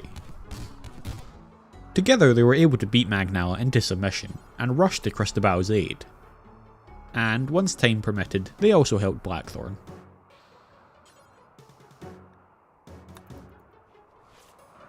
That night, the group were surprised to find one of their yak had simply keeled over, seemingly from malnutrition.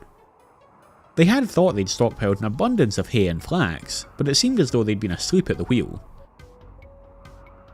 The population of the animals in the herd had grown far too large, and they'd already eaten their way through the entire stockpile of food. The solution would need to be twofold. First off, they would need to cull off a number of the foals and stallions that had been born, just to control the numbers. Secondly, they would need to move a new temporary food source into the animal pen. They chose to drag over a bunch of the nutrifungus they had, as they knew they could continue to grow even during the winter.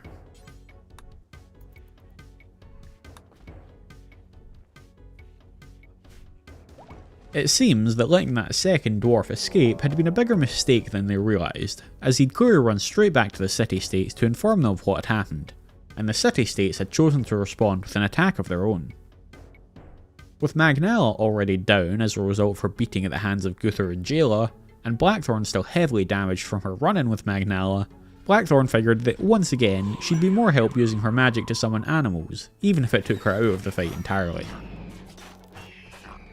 Thankfully, the animals she called intercepted one group of the attackers and completely obliterated them, meaning that only a small handful initially got through to the town's defences. After defeating the first group, the animals then rounded on the second larger group as it approached. This second group was unfortunately much better armed and armoured than the first, and finished off the remaining animals. But the animals had done a wonderful job of breaking the raid into more manageable groups for the defenders to handle. Despite their heavy armour, the defences did a good job of slowing the attackers' approach, allowing the archers to fill them with more arrows before they got close, meaning that the raid was handled with little damage to the defenders. One of the attacking dwarves even survived the attack, so the collective were quick to scoop them up and incarcerate them alongside their companion Etis, ready to be convinced to join the collective.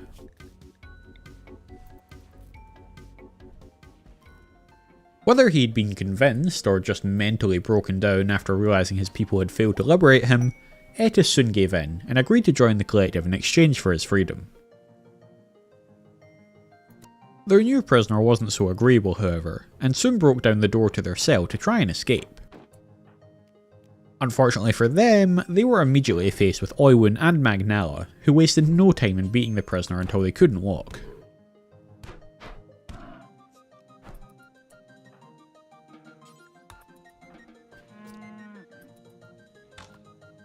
Seeing their numbers expand so much with these new dwarven additions got Guthor excited about the further expansion of the collective. So he rallied a bunch of the group, mounting most of them on the numerous horses they still had left, and set out for a small farm nearby, which was run by some elves on behalf of the forest cities to the south.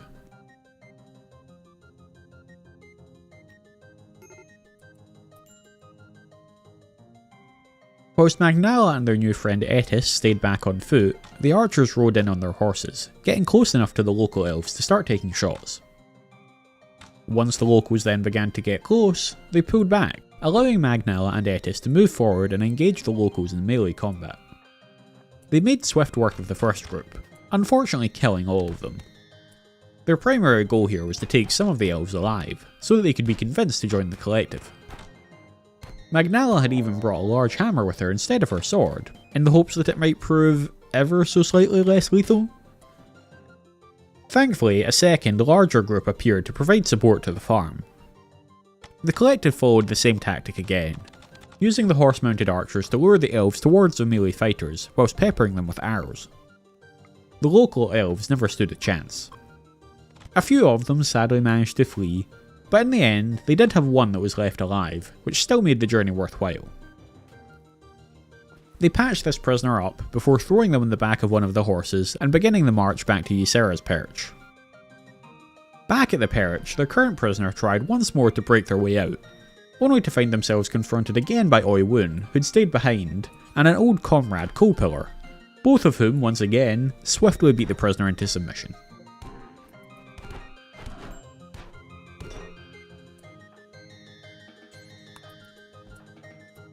The next morning, the rest of the group returned to the peninsula, incarcerating their new prisoner in the cells and celebrating a successful excursion.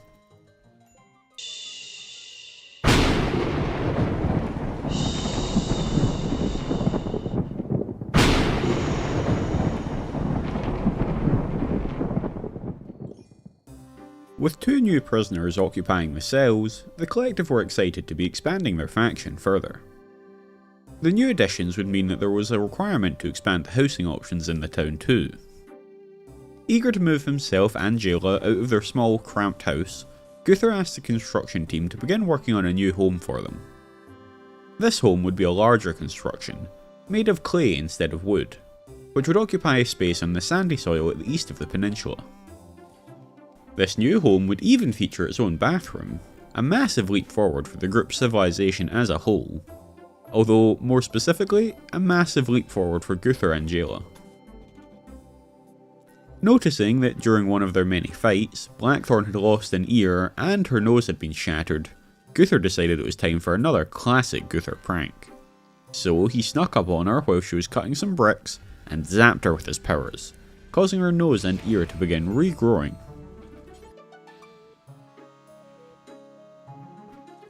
One of the cities of the Northern Realms, Traino, had been in touch with the group to ask if the collective could deliver them 8 meat cleavers. Given the location of Traino, it wasn't worth the effort for the collective to create the cleavers and drag them up there, but the request did give Guthor an idea he wanted to explore. With a new set of raiders showing up that night, they had more to concern them than fulfilling the order of some humans anyway. As the collective ran to the defences, Guthor couldn't help but feel a little sheepish. They'd have to manage the fight without Blackthorn's powers, since his earlier prank had left her in a regenerative coma for the time being. In fact, without Blackthorn to back them up, it seemed as though nature itself had taken the attacker's side this time, as, just before the attackers charged, a large direwolf decided to attack the collective too. It wasn't able to do any damage thanks to the defences, but it did manage to set off 3 of the steel traps that had been laid down, and there'd be no time to reset them before the attackers arrived. With Oiwun and Magnala standing ready to protect them, the archers began launching never-ending volleys out of the walls. Between them, they soon sent the first group of attackers running. Thankfully, their flight took them straight into the path of the second group of attackers as they began their charge, leading to a massive chaos, which the collective's archers were all too happy to add to with their arrows. It required a bit of focus fire from the archers, a bit of melee fighting from Etis, and a lot more pain from Magnala, but in the end, they were able to rout their enemies once more.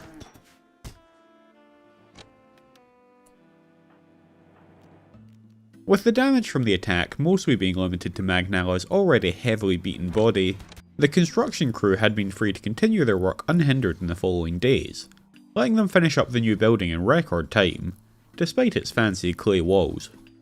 And speaking of construction, that night, Colepillar put the finishing touches on Jayla's new pet project, a ballista. Jayla had been studying these for a while, as she felt that the defences would pack a bit more of a punch with a couple of ballistae on them. Following the completion of the construction, it turned out the range on them seemed to be even greater than Jayla had hoped for. In order to get the best use out of them, the group decided to finally tear down the old wooden palisade walls at the front of the defences, giving the ballista a clear line of fire much further south.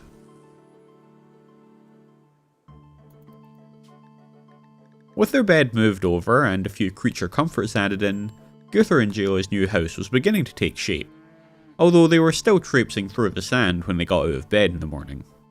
Of course, that would soon be remedied too. With the house coming along nicely, Guthor began setting the construction crew to work on his new project that he'd been inspired to by the trade request. He would start by having them build a large pier on the northeast of the island, which would serve as the beginning of the Perch's docks. If they could build their own boats, they could easily trade with the Northern Realms and even potentially reach out to the reclusive tribes of orcs on the islands. Building a large, seafaring ship would be a long and difficult task, but Guthor felt that the construction of both the ship and the docks would be a great step forward in their quest to be recognised as a real faction within the world. Eager to start work on something completely new, the construction team quickly placed the finishing touches on the floors in Guthor's new house, so that they could move on to the pier. As was customary for all prisoners at this point, despite the group's best efforts to make the prisons a nice place to be, Narian attempted to break down the door of her cell and escape. Magnala and Oiwun were on the scene in moments though, eager to put their skills to use and beat the snot out of the prisoner.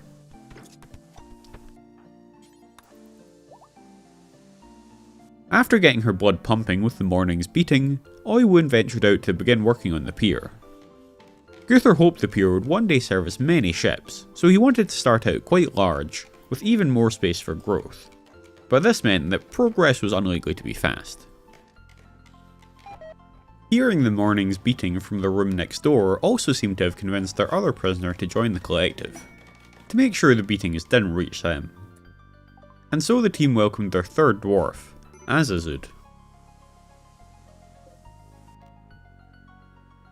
If they were going to build something seaworthy, they'd likely need a fair bit of fabric for the sails.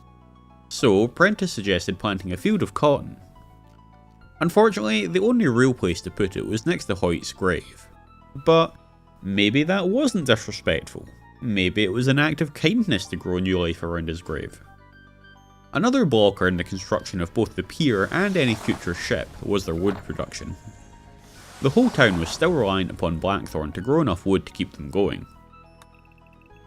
With this shortage in mind, the construction crew were forced to return to the mind-numbingly boring task of laying down flagstones around the town. Now that it was to be the site of the docks, which they hoped to be a bustling hive of activity, it was important to connect the footpaths further north now too. With the smaller harvest last year due to the volcanic winter, the animals had already gone through all of their food, and the next harvest of hay was still a ways off. Despite the town regularly slaughtering the less productive animals, they were still struggling to keep the herd going. In an attempt to improve the pen's ability to provide natural growth for the animals to forage from, Louisa requested permission to task the construction crew with extending the walls of the town a little further south, enclosing more of the precious grassland for the pen. Guthor agreed, primarily as it also gave them access to a little extra sandy soil, which would be ideal for building more new houses on if the need arises. Although Guthor had sold the idea of his new house as the answer to their upcoming overcrowding issues, it turns out they'd actually still need a few extra houses. Between the prisoners and the children growing up and needing their own places, 2 more homes next to the thicket should do the trick. Although progress on the pier itself was slow, the expansion of the roads was satiating Guthor's hunger to see the town continue to grow in the meantime. And, with the construction crew now consisting of Oiwun and her 3 dwarven companions, whenever there was a bit of spare wood, they were able to rapidly extend the length of the pier.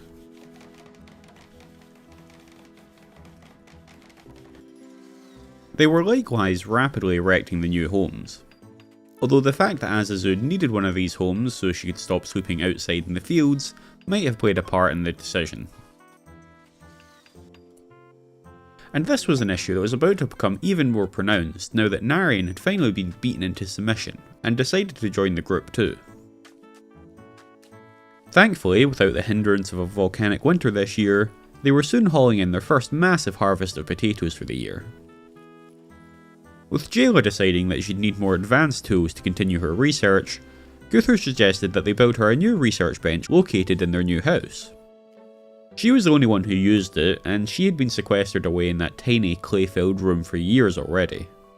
Besides, their home was one of the nicest buildings in town now, so it would be a much better location to work from. That night, Prentice and Louisa announced to the town that Prentice was pregnant once more.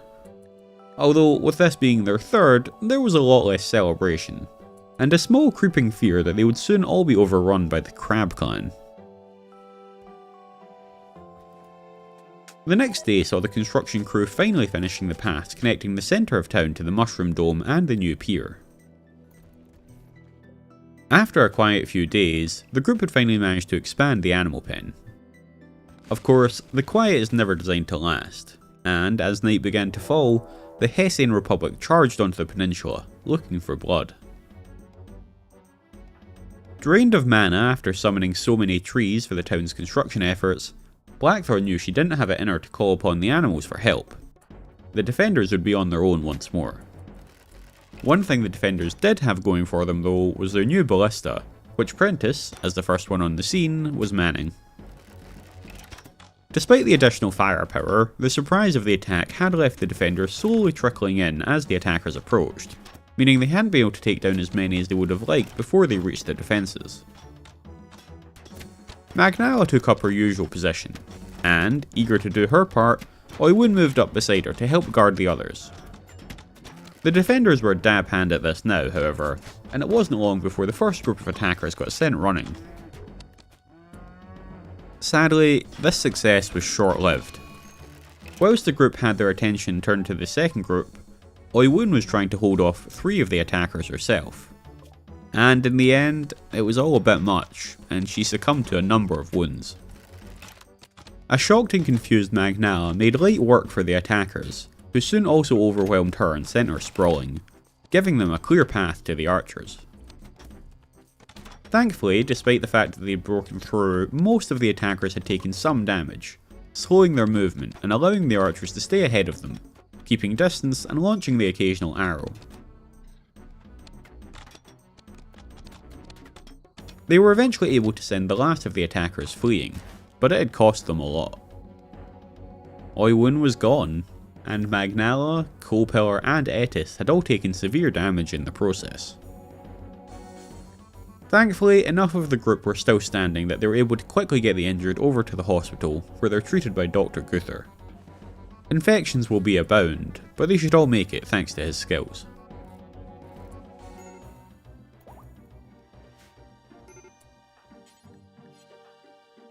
Once things calmed a little, Gunther picks out a spot for Oiwun's grave, alongside Hoyt's, both of their Bronum friends now having given their lives to protect this venture.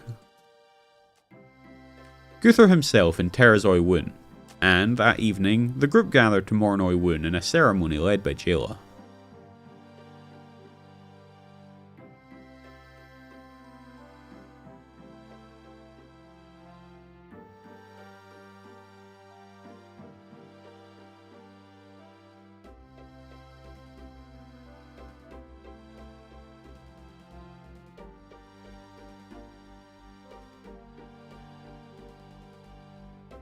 That night, the world gets colder in Oiwun's absence.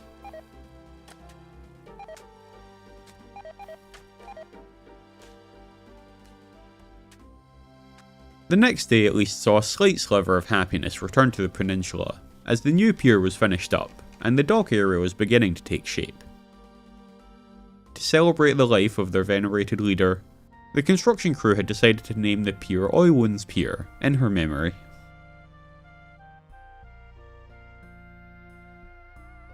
Eager to cheer everyone up, Jayla also announced that she'd figured out how to use the power of the wind to draw water up into their plumbing system, allowing them to have a proper functioning sewer system like all of the human cities had.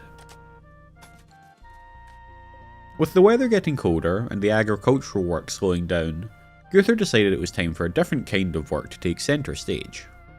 He gathered together a decent group of the collective, and they began marching south, aiming for a small farming site inhabited by dwarves not far from the peninsula. Info from passing traders suggested that there'd be a good haul of pineapples there, but Gunther was more interested in trying to capture a few prisoners to add to their ranks. The group arrived at the farm site a little later that day, and, creeping through the trees, they began launching arrows towards the unsuspecting dwarves.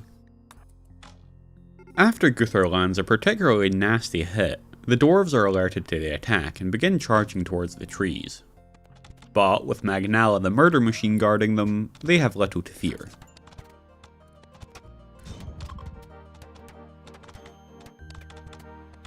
Unfortunately, they all channel the murder machine a bit too closely on this one, and by the time the last dwarves have fled, the group take a look around and realise they haven't left any of the dwarves alive. It's a sad outcome for Gunther, as he'd been excited about expanding their roster. But hey, at least they got pineapples. As the group returned home, it seems they were followed by 2 giant domesticated moths. These creatures aren't usually found outside of the deepest of forests, so their presence is quite peculiar. But as forest creatures themselves, the elves are only too happy to welcome them into the fold. Following a tantrum from their newest town member, Narian, Gunther decides to ship her off to join Apple and the others at Tawar. Although it may seem though this is a punishment for the tantrum, the truth is the tantrum merely brought attention to herself.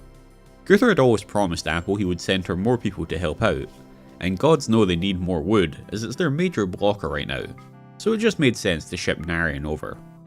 Just as Narian set out, the snows began to fall over the peninsula once more, highlighting once again how much they needed the wood from Tawar to help keep them going over the long dark winter. With the sewage system finally up and running, Coalpillar makes plans to extend it out to Gunther and Jayla's new house, to plumb their bathroom in. Gunther's hope is that in the near future all of the houses shall have their own independent bathrooms. Although, given the tightly packaged nature of the town currently, it may require a bit of demolition and reconstruction to find space for all the new bathrooms. As if the cold wasn't bad enough, it brought with it a plague that struck down numerous members of the town. Thankfully, between their homegrown medicine and the amounts they'd managed to take off of fallen raiders, they had a plentiful stockpile to allow Gunther to treat everyone. Although everyone receives Dr. Gunther's top-notch medical expertise, he only has enough mana to magically boost a single person's immune system. And in this endeavour, he chooses Prentice. She's heavily pregnant at this point, so it seems most reasonable that he help her along over everyone else. Of course, he'll continue to meditate in order to replenish his mana, allowing him to hopefully give someone else a boost if they're struggling. On the upside, their plan to utilise the natural cold of the winters to preserve their harvest was working a treat, as their whole stockpile was now acting as a large walk-in freezer. And, in even more good news, everyone afflicted with the plague was well on their way to beating it after a day or two of good rest. With the help of the magical boost, Prentice had actually already completely overcome it. With wood becoming even more of an issue now that they needed it to heat their homes as well as for building, the group decided to start mining out some more coal from the area, allowing them to use that for heating and reserving the wood for construction. That very morning, Prentice went into labour once again, collapsing in the middle of the snowy fields. Eager to help his mum avoid an outdoor birth, as he himself had received, Sammy grabbed her up and dragged her over to the hospital.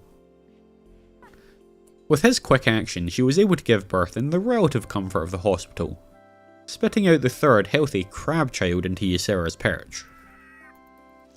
Dragging his own mother to the hospital while she gave birth had left Sammy feeling a lot more grown up, and the rest of the town had to agree. He was really coming into his own as the first child of the collective.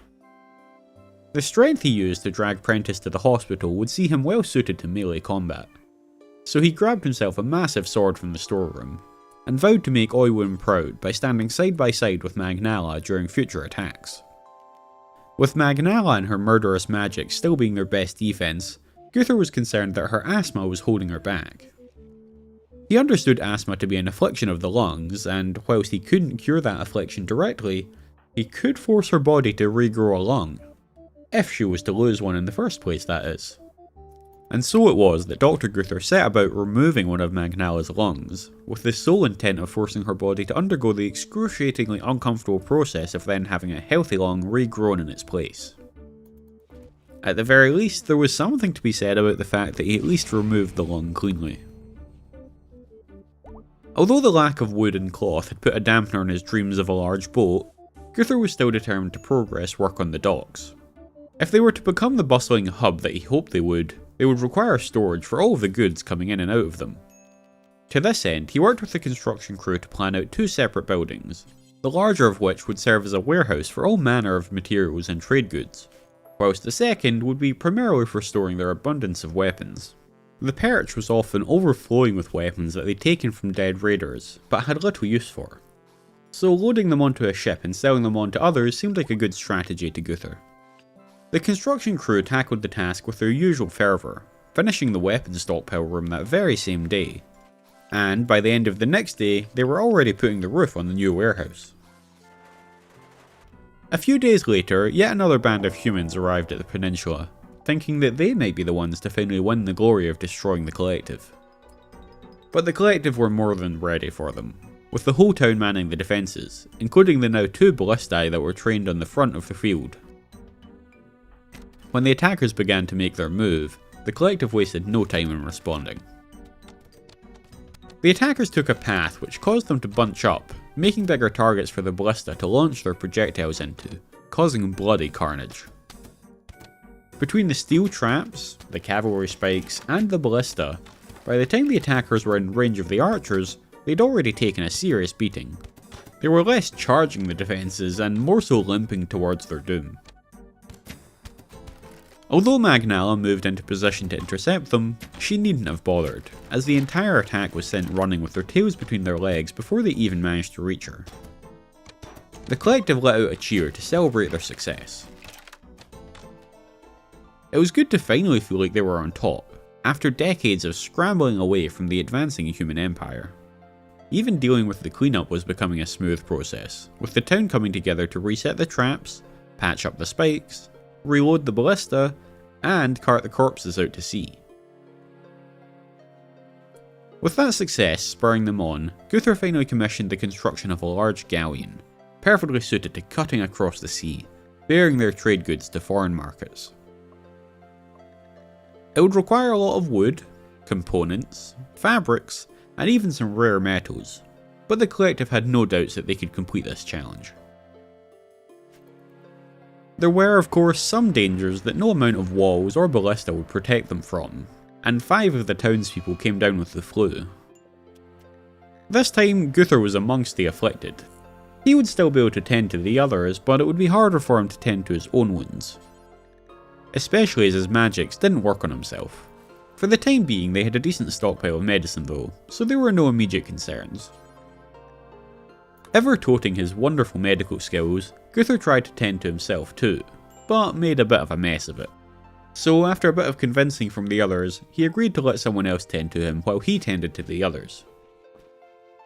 Despite his poor work on himself, as afternoon became evening, it seemed as though most of the afflicted were doing okay.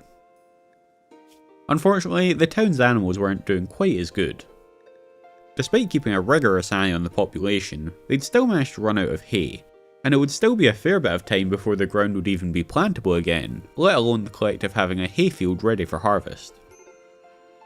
The walk-in freezer idea had allowed the town to preserve a lot of their pea harvest however.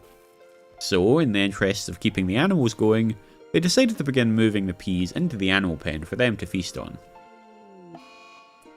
Early that morning, Guthor began to wonder if he'd angered the gods, as despite them both already being inflicted with the flu, both he and the new baby crab were also struck down by the plague. Ever confident in his devotion to the gods however, Guthor reasoned that it must have been the gods punishing the 1-year-old baby crab for some heinous act, and Guthor merely being caught in the crossfire. Utilising his magic to help Jayla escape the flu and thus the hospital, Guthor let Magnala tend to his new affliction.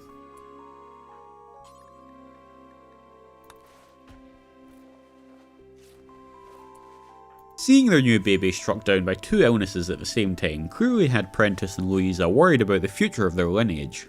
So, after a busy night, they announced that Prentice was pregnant once again. There were no cheers this time, just silent groans and sighs. Just as the hospital's residents were finally overcoming their myriad of ailments, 3 of the town contracted muscle parasites. Whilst not deadly, these would cause them immense pain. And, once again, young baby crab was amongst the afflicted. The group were genuinely starting to believe that the child may be cursed. After 2 years in a row of struggling to feed their animals through winter, Blackthorn suggested that they forgo the flax field this year, and instead plant a humongous field of hay, as big as they could make it, in the hopes that it might prevent the issue from occurring again the following year. It turns out that Coalpillar was more superstitious than the town had previously realised, and combining the threat of the cursed child with the very real pain from his own muscle parasites, he gave up and tried to leave the town. Given how aggressively they'd been trying to recruit though, Guthor had no intention of letting him leave, and sent Magnal to round him up and throw him in a prison cell. He would simply need to be taught once again why he should care about this cause. Yet another weird event soon occurred, as the leader of the Divine Order had sent a message saying she wished to invite the collective to peace talks. Given the Order's hatred of the old races, and Guthor's hatred of the humans, this seemed like an odd request, and quite possibly a trap. Guthor was only too ready to decline, but ever the diplomat, Jayla convinced him otherwise. Her argument was that, even if the meeting was performative, if they secured some peace agreement, it would likely save them from any immediate attacks from the Order, giving the collective more time to gather their strength. And, even if it was a real offer of peace, the collective could just gather their strength anyway, and strike the Order when it suited them.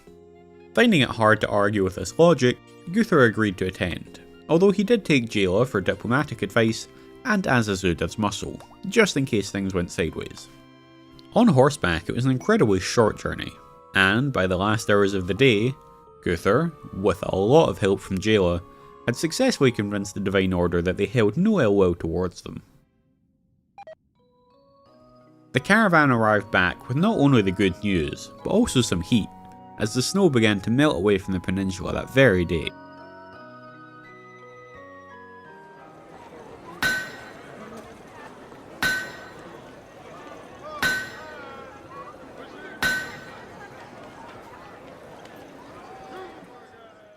Although summer had returned, there was still a dearth of food available for the animals until the collective could get another crop harvest in. In the meantime, however, Blackthorn utilised her powers to force the earth itself to sprout a random crop inside of the animal pen. This turned out to be Nutrifungus this time, which was unfortunate as it would slowly die in the sunlight. However, it seemed as though the animals were ravenous enough that none of it would remain long enough for the sun to kill it off. Thankfully, with Jayla's powers of persuasion, she was soon able to convince Coalpillar to once again join the collective's ranks, despite his earlier breakdown. It was soon the birthday of Jayla and Guthor's child, and they took the opportunity to bless him with a true name, Eskie. With their quest for a trading ship pushing the collective further down the path of progress, they decided it was time to liberate more of the iron ore from the peninsula, a decidedly easier task now that they had a contingent of dwarves amongst their number.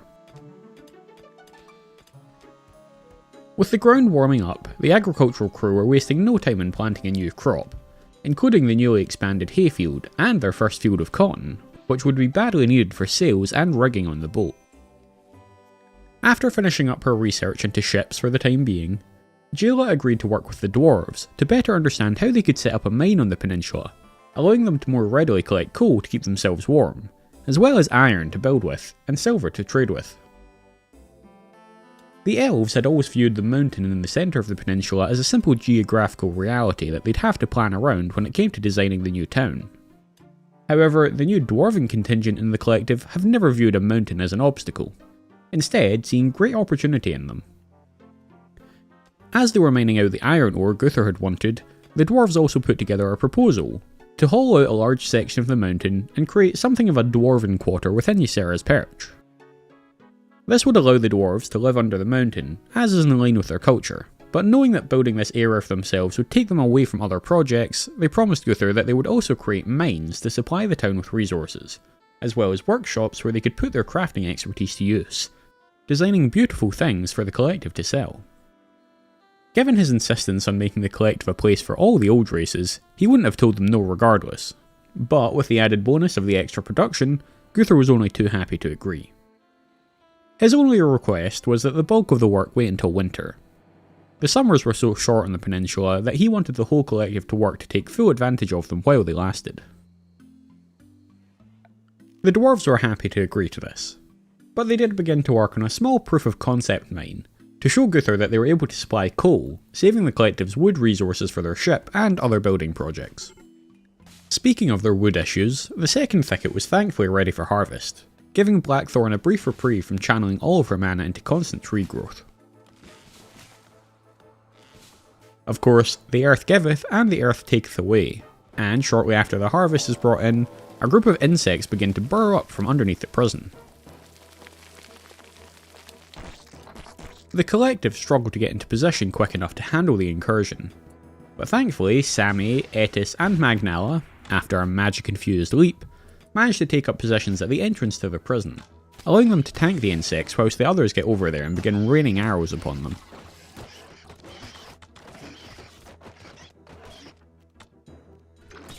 Due to their sheer numbers, a few of the insectoids managed to squeeze their way past the melee defenders, but thankfully Azazud and Louisa are quick to pull out their melee weapons and take the beasts down,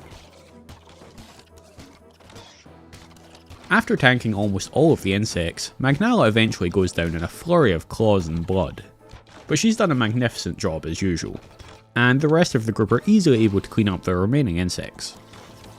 There was a bit of damage to the prison and some injuries to tend to, but all in all, nothing too major that couldn't be patched up with a little effort.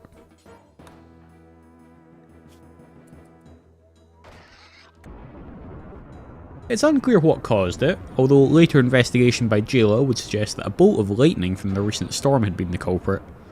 But whatever the case, the large iron golem, which had lain dormant on the peninsula for a few years now, had suddenly awoken. The group became alerted to this fact as they heard Prentice's screams for help. After the creature had swiftly beaten Prentice, it decided to return to the meteor it arrived on. But the collective couldn't well have a murderous beast laying claim to a whole segment of their town. After dragging Prentice to the hospital for treatment, a contingent of the collective grabbed their bows and headed over to deal with the beast. They had expected a tough fight, especially as they were attempting to use bows and arrows to take down a beast made almost entirely of iron. But, to their surprise, the golem seemed hesitant to leave the vicinity of its meteor, allowing them to retreat after launching a number of arrows, and then re-engage once again after the golem had tried to flee. Although it took a bit of time, with this strategy they were eventually able to take the creature down without further injury to themselves. They couldn't help but feel a little sad at having to end the creature in this way, but had it simply kept to itself, they would have let it be. It was the golem that had decided to attack them after all. The attack seemed to have sent Prentice into labour, and, in typical fashion, she dumped the cursed child she was caring for on the floor to rush to the hospital to give birth to the fourth crab child.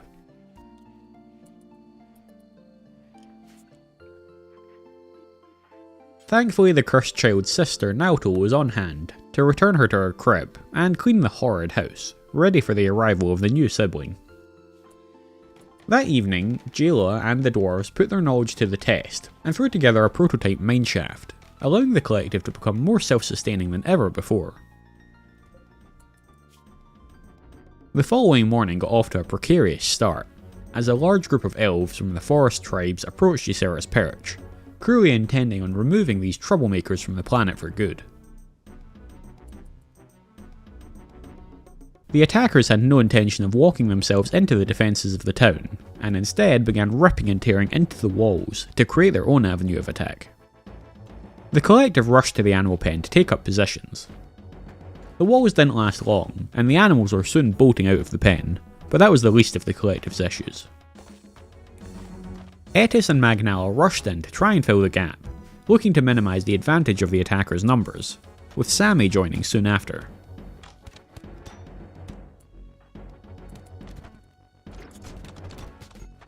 It was a wildly chaotic fight, but the attackers' numbers meant that the defenders just couldn't hold them all back, and Magnala, Etis, Sammy, and even Azazud soon went down, leaving only the archers. The archers pulled back, hoping that the attackers had taken enough damage that they wouldn't be able to pursue them with any haste. Their plan worked in a sense, as the attackers decided not to chase the archers. However, the unintended consequence of their retreat was that they were nowhere near their downed comrades when the attackers chose to kidnap them and begin their retreat. The archers about turned and rushed after them, but before they could get close, both Magnala and Etis had been carried off into the unknown. The archers were able to bring low the raider carrying Azazud, a minor victory amongst the disaster, but unfortunately this cost them Sammy, as he was also dragged away out of the range of the archers. Seething with anger at their kinsmen for this treachery, the archers moved to a position to allow them to continue to rain death on the unfortunate few who had not managed to escape with the others, taking out their rage on the fleeing enemies.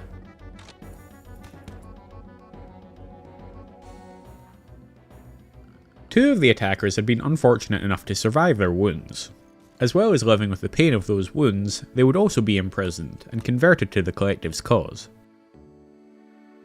Eager to staunch the bleeding, Colepillar quickly repaired the wall, allowing the others to drag the animals back to the pen, returning the town to some semblance of normalcy, despite their missing comrades. Unwilling to let their people fall into the hands of the cowardly forest elves, Guthor decided to take advantage of some of the diplomatic relations they'd managed to strike up, and put out bounties for the return of their comrades. Through their trade efforts over the years, they'd amassed about 6,000 silver, which would serve them now, as they placed a 2,000 silver bounty on each of their kidnapped comrades for their safe return. It may take some time, but the collective weren't about to abandon their own people. The mood around the town was sombre following the attack, but the group decided to use it as a motivator to drive them onwards towards their goals. The dwarves suggested they begin using the prototype mine to begin looking for silver as well as coal. They were going to need it to replenish their coffers after they paid for the bounties upon their comrades. With all of the fields planted, the dwarves were given the go-ahead to start preliminary work on the dwarven quarter. This preliminary work included creating a new bridge in the centre of town, creating a crossroads at the central pond. They also began shaving off the side of the mountain, allowing for a clear path for people to access this new area. The dwarves proceeded with their usual enthusiasm, completing the bridge the very next day.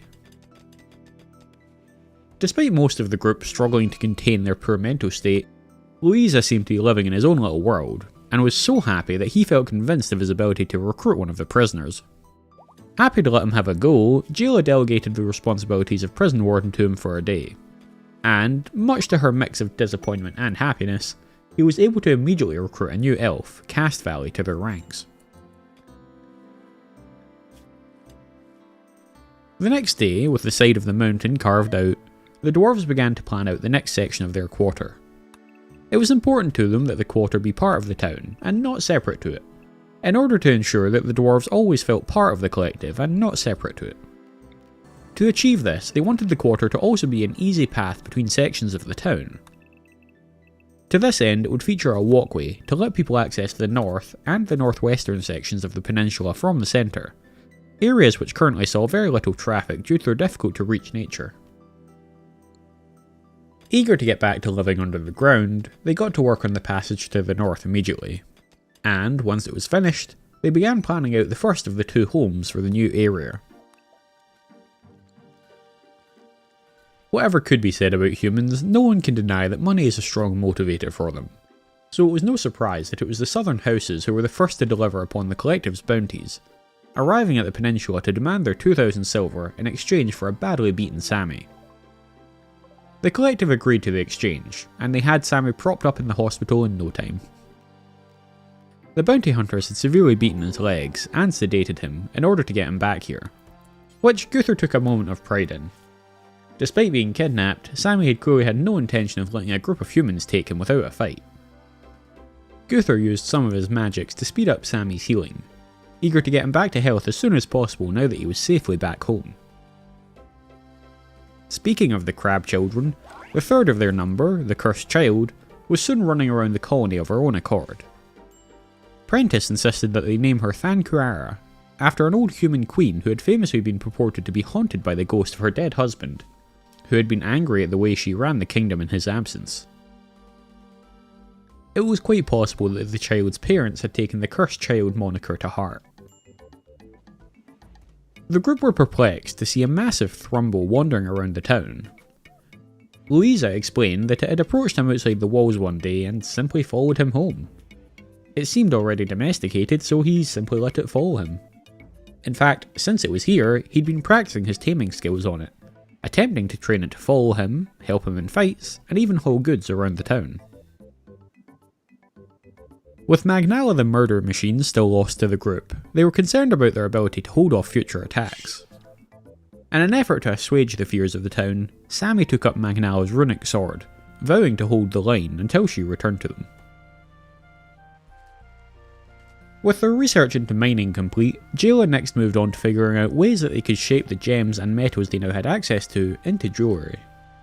The dwarves were confident that they could make some masterful pieces, as long as Jayla could figure out the best way to put together the tools they would need to achieve such fine work. The construction crew had been putting the town's abundant clay supplies to use by redoing the flooring in some of the buildings around the town. Given the fast pace of their work, however, they failed to notice that they'd accidentally jammed open the prison door with some of the wood flooring they'd removed, and that this allowed the remaining prisoner Zalo to simply wander out of their cell when no one was looking. It would have been a mighty embarrassing escape for the collective had it not been foiled by Zalo himself. The group heard an almighty scream from the defences, and rushed over to find a badly wounded Zalo limping away from one of their steel traps. Realising he stood no chance of getting away now, Zalo crept back towards the cells, where a mounted Sammy met him and dragged him the rest of the way.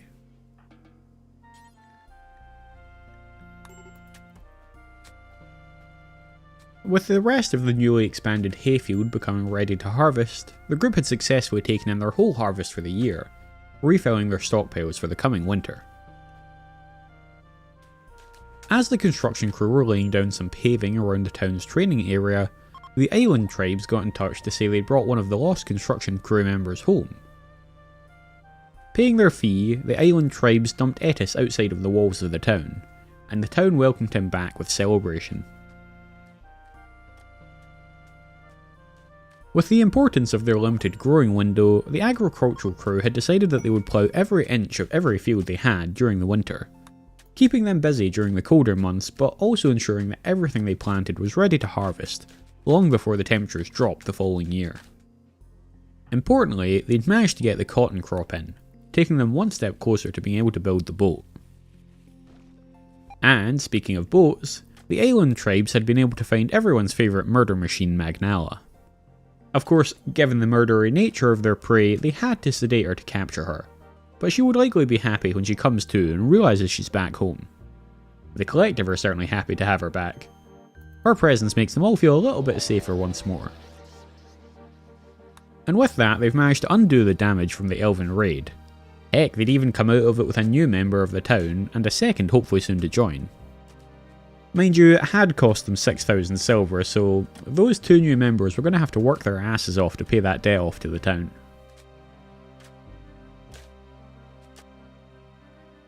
With winter setting in, one half of the group headed out on a raiding party, aiming to attack a lumber processing camp set up by humans right next to Tuar, cruelly attempting to steal Tuar's wood for themselves. Arriving at the logging camp with the archers mounted on horses, along with Louisa mounted upon his new Thrumbo friend, the group began tearing into the humans camped there. Cast Valley had been brought along to prove himself, but at this point it might be Coalpillar who has more to prove, as he breaks down once more, making him useless in the fight.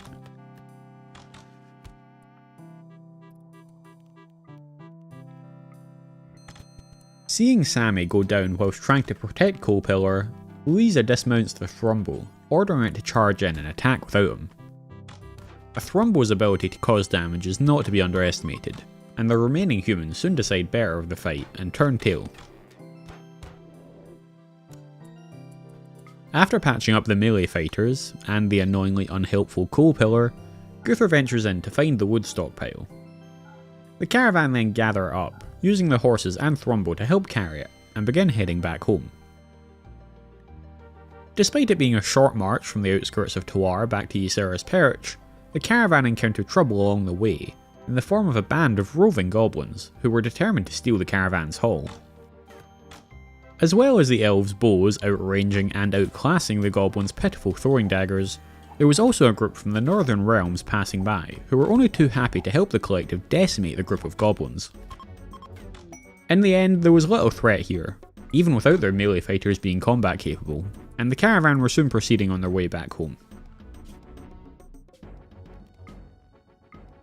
Speaking of back home, the dwarves had been hard at work carving out their new district in the mountain, and were closing in on finishing up what would become the first house of the dwarven quarter. Another success soon occurred, as the group finally convinced Zalo to join them in their efforts. It was reassuring to see that regular beatings still got the job done in that regard. As the most stalwart of the dwarves, never having broken down and always having been ready to put his body on the line for the collective, Azazud was given the first house of the dwarven district. Experiencing the joy of a night sleeping under the mountain, Azazud awoke with a renewed enthusiasm to extend this joy to his dwarven kin, and they immediately got to work on carving out the second home.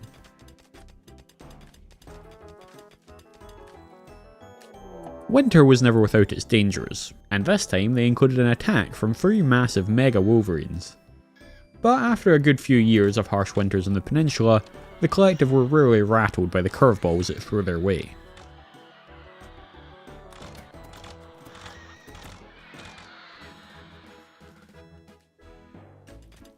With the whole construction crew working closely together, it was only a few more days before the second house was fully carved out, ready for the flooring to be placed and the walls to be smoothed. With the Dwarven Quarter beginning to take shape, it helped Azazud realise his plans for the area, as he began to see how all of the homes and workshops would fit in around each other, and how the footpath would allow for easier access to the northwest of the peninsula. Away from the Dwarven district's rapid expansion, Guthor had had the construction crew build him a spinning wheel in his house, and he'd begun refining their cotton and their wool into fabrics that could be used to build the components they would need for the ship. Given Coalpillar's constant breakdowns, Azazud was inclined to offer the second home under the mountain to Etis. Etis had, after all, been kidnapped by elves trying to defend the town. He was a bona fide hero. Coalpillar, for his part, was aware of the town's attitudes towards him, and was doing his best to remedy this by working hard at the smelter day and night to try and refine all of the iron they'd liberated from the surrounding area. The prototype mine was technically a success, but even though they'd added a nearby crane to speed up the process, the freezing temperatures of the mine still made the process very slow. After initially considering enclosing the current mine shaft so that they could heat it, Azazud decided against it, not wishing to place walls and doors in the walkway through the new district. Instead, he planned out how to expand one of the planned workshops in the Dwarven Quarter so that they would be able to fit 2 separate mine shafts with 2 cranes and a heat source, allowing them to work optimally. With the attack they sent having been decimated, and all of the people they kidnapped subsequently being rescued, the remaining forest elves must have realised they had no power to stop the collective at this point, and instead had decided to try and make peace, requesting talks just outside the border of the forest that the collective called home. Despite his disgust for the inaction of his kinsmen over the previous decades, Guthor nonetheless had hoped that the collective would give all of the old races a chance to thrive in this new world, so he would ideally like to make peace with the other old race factions. To this end, he decided to accept their invitation, and he rallied the peace talks team of himself, Jayla, and Azazud once more. Despite his attempts to better himself, Coalpillar was still pissing people off around the town, with his most recent bout of insults aimed at Louisa. Insults are bad enough at the best of times, but to insult him while he was praying to the gods? It was a poor decision on Coalpillar's part, as Louisa made him aware when he rounded on him and beat the ever-loving shit out of him. The win was actually twofold for Louisa. Not only did he get to kick the crap out of Coalpillar, but he also got to see that his attempts to train the Thrumble had borne fruit, as the massive beast lumbered over, picked up the incapacitated Coalpillar, and began dragging him to the hospital, allowing Louisa to focus back on his prayer. At the peace talks, things sadly didn't go too well. The two groups were unable to find common ground upon which to build a peace. Disappointed, but not assuaged from his goals, Guthor and the crew began their return home. Zalo had no particular specialty when it came to skills to be used around the town, so he got relegated to cleaning, with Guthor making him a broom especially for the task. The truth was, the town was in a rather poor state, and having someone dedicated to keeping the place clean would actually probably do wonders for everybody's state of mind. It had been a while since the guild merchant had visited the peninsula, so long in fact that Jayla had begun to wonder if they hadn't been warned away by some third party. Thankfully this clearly wasn't the case, as one of the guild's bulk goods merchants soon set down upon the sands of the peninsula, eager to trade. He wasn't the only one who was eager, however, as Jayla noticed a small pile of mithril amongst his wares. She knew that they needed this to be able to build the boat, and rushed to find the funds to be able to purchase enough. With 10 bars of mithril acquired, they'd finally be able to get the boat sailing. Back over in the Dwarven Quarter, they'd made marvellous progress, and are ready to move their mining operations into the new workshop. With the addition of a large limestone hearth to bring some heat into the room, they'd soon be spitting out coal faster than they could burn it. With the coal from the mines, the wood that Blackthorn was now bringing in should be able to be dedicated entirely to the construction of the ship, much to Guthor's giddy excitement. With the mining workshop complete, Azazud was beginning to swell with pride at their new Dwarven district. As well as digging Coalpillar a new house, he was also determined for them to open the path to the northwest too, to ensure that the rest of the group could start expanding the town to the northwest, making the Dwarven district the key passageway from there to the centre of town. With all of them working together, they had both projects done in no time, opening up the whole peninsula and securing the dwarves a place in this new world that the collective were building.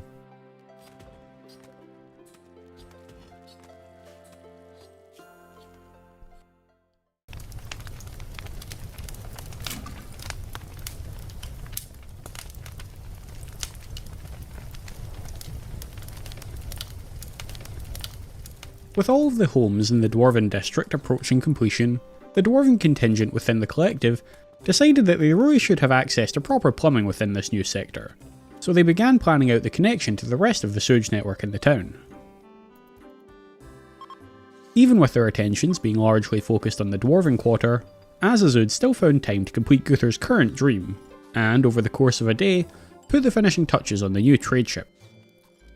Finally seeing the ship float, Guthor named it the Leviathan, another ode to the history of the peninsula.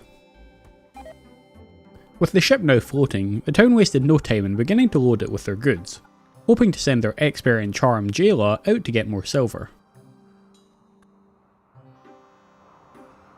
With one major project finished, the group decided it was immediately time to start the next one. With the ever-increasing population of the town, along with the incredibly long winters, the collective could no longer afford to ignore the fertile land south of the town. Now that the Dwarven quarter was in a good position, the construction crew could take some time to begin constructing a new southern wall, and once this wall is completed, the agricultural crew can begin setting up multiple extra large fields in order to keep the people fed over the winter. Speaking of the winter, with the snows falling once more, Guthor decided to make sure that their new full-time cleaner Zalol was keeping busy, by also asking him to clear all of the paths around the town, at least a little, to ensure that the town didn't grind to a halt every winter as the group struggles to traipse through knee-high snow flurries. Eager to ruin Guthor's excitement at the prospect of sending a trading ship to the Northern Realms, a group of traders from the realms instead showed up on the peninsula on foot, looking to barter. The traders didn't want anything that the collective had to offer, but thankfully they did have some medicine, which the collective were currently sorely lacking, so it was a good opportunity to replenish their stockpiles. Some may attribute it to the cold weather, but the collective knew better, and when 5 of the town's members came down with the plague, including the cursed child herself, they knew exactly who to blame.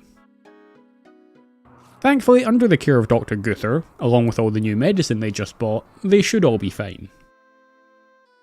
Oddly, the arrival of the plague also coincided with Thankarar's new sister's 3rd birthday. As was custom for the Crab clan, they decided that this was the time to bless her with a name, and so the town was introduced to Queena Crab. The next day, a couple of griffins wandered onto the peninsula. Griffins were regal but extremely dangerous creatures. With the town now in a steady, safe state, Guthor's mind had begun to wander onto the next steps of his grand plan, and he thought some trained griffins could help with that massively.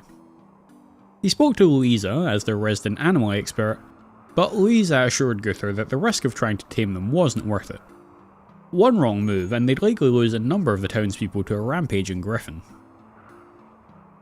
Despite his fancy new room in the Dwarven district, Coalpillar was still being an arse, and took to insulting everyone once more. The timing, however, couldn't be worse, as, despite making no attempts to tame them, the scarcity of food the winter had brought had caused the griffins to attack.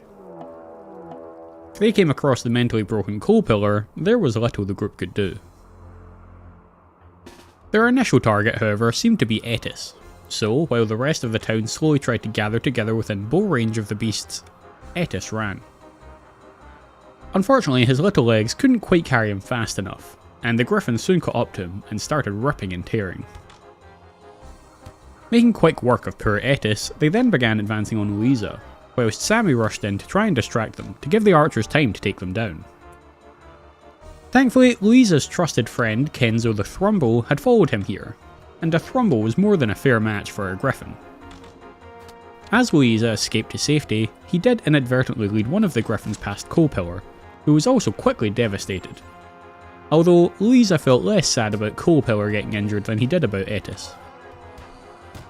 While Magnella and Kenzo attempted to lock the griffins down, Sammy ran in from the side to provide poor Etis with some much needed battlefield medical treatment in order to stabilise him. A decent number of archers had now managed to amass around the site and were doing their part to bring down the beasts. Unfortunately, one of the griffins managed to best Magnala and began making its way back towards Coalpillar. On the upside, with the help of Guthar and Prentice, Kenzo soon took care of the other griffin and charged in to help Louisa once more. As Guthar rushed in to treat the poor battered Magnala, a final arrow from Prentice sent the second griffin to the ground, badly injured but still breathing.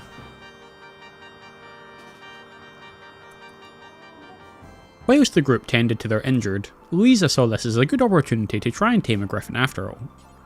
If he nursed the injured one back to health, there was a small chance that it would thank him by joining his side. And since in its weakened state it posed no threat to him anyway, it'd be silly not to at least try. Etis, Magnala and Coalpillar were a bit battered and bruised, but they'd survive, which was generally considered a pretty spectacular outcome for any who found themselves on the wrong side of an angry griffin. Over the coming days, the injured began to recover, and the ship continued to be filled with goods for its upcoming voyage. Unfortunately, not all of the recovering injured were happy about their treatment, and the remaining griffin soon turned on the group once more, this time attempting to attack Thankuara. With a heavy heart, Louisa took it upon himself to deal with the animal, and with one lethal shot, he ended its life. Before long, it was time for the Leviathan to take to the seas. Having little other skills, but having some experience on ships, Cast Valley was to be the navigator, with Jayla accompanying him to handle the trade negotiations. They intended to head for the coastal Treno, the capital of the Northern Realms. By foot it was a very long journey, but by sea it should take them no time at all. And so it was that the Leviathan set off on its maiden voyage.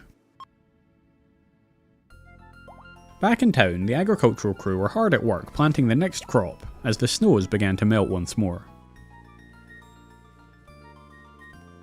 Despite the new southern wall not being completed, the town decided it was worth beginning the fields they had planned for the area regardless. Without the wall, the fields would be susceptible to attacks from raiders, but if they waited until the wall was in place to start planting, then they may miss the short growing window for the year. Eager to avoid food issues over the next winter, they went ahead with planning out another field of potatoes, a field of onions, and a field of eggplants. The Leviathan arrived at Treno the next day, and managed to offload most of their goods. The city didn't have a lot that was of interest to the collective, but they picked up some more medicine and headed home with a significant amount of silver.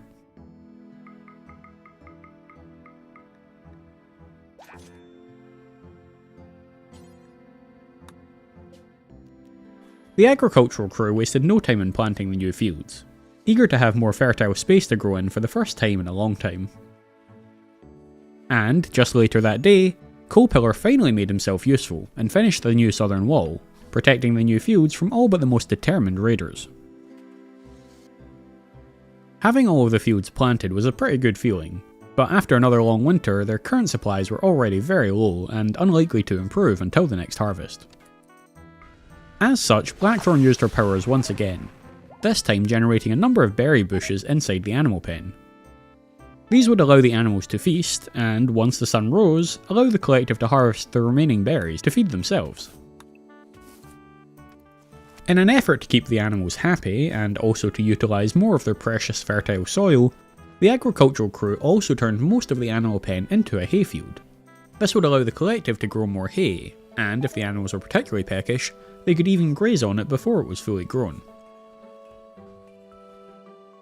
Returning triumphant from its maiden voyage, the Leviathan soon moored up at the docks once more.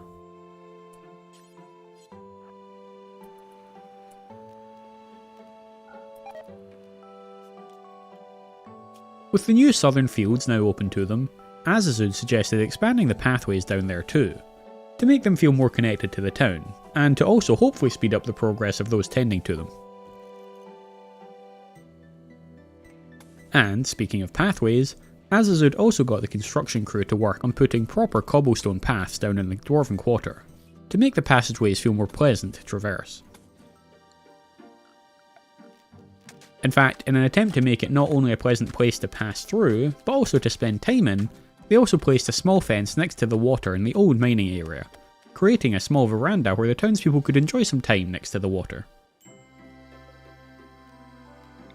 The group were initially concerned to hear the screeches from approaching angry dinosaurs, but they were relieved when they investigated and found that the majority of the screams were a result of the beasts throwing themselves on the traps at the defences, with only one of them actually making it through. Unfortunately, the one that made it through was near to baby Eskie, who no one expected to be able to take on a dinosaur by himself. But Eskie loved to surprise people, and utilising an old bone he'd been playing with as a club, he bashed the creature to death before anyone could even have dreamt of reaching him. As the town is sleeping, they hear an almighty boom as something lands nearby. Those who've been on the peninsula for a while now recognise the sound, and they creep around the side of the mountain to find another strange meteor, this one made entirely of gold, and dislodging 5 dormant golems upon its landing. One thing's for sure, the collective have no interest in testing their weapons against 5 metal golems at once. They just had to cross their fingers and hope that another lightning strike wouldn't come along, shocking the golems into life. The dwarven quarter was soon cobbled, and was showing itself to be a beautiful new addition to Ysera's perch, although it still had the space to grow further too. Kenzo the Thrumble was fast becoming the collective's favourite new town member. Not only was he the first to throw himself into danger to help fight off the collective's enemies, but now he was even doing the thankless task of hauling goods and materials around the town. I think we can all strive to be a bit more like Kenzo. The journey of intellectual advancement never ends, and Jayla had soon discovered a new way to create polished tiles, which would make them super easy to clean. Understanding the importance of a clean hospital, the town began working to replace the old wooden floors of the hospital with the new polished tiles. Unfortunately, the only stone they could spare for this effort was slate, which given its colour gave the hospital a very eerie look, but it would at least be functional. In order to enact the next part of his master plan, Guthor had Colepillar begin to craft additional sets of armour for the collective, whilst he himself began working on making some quivers for the archers. He was readying the collective for violence. The Elves had long been pushed out of their lands by the humans. Claiming their own place at Ysera's perch was a momentous achievement for the old races. Now, however, it was time that they began to do some pushing of their own. The Empire had a settlement built within a fort a couple of days south of the perch, which was their seat of power in the northwest region of the continent. Guthor thought it was about time that the old races began to reclaim this whole region.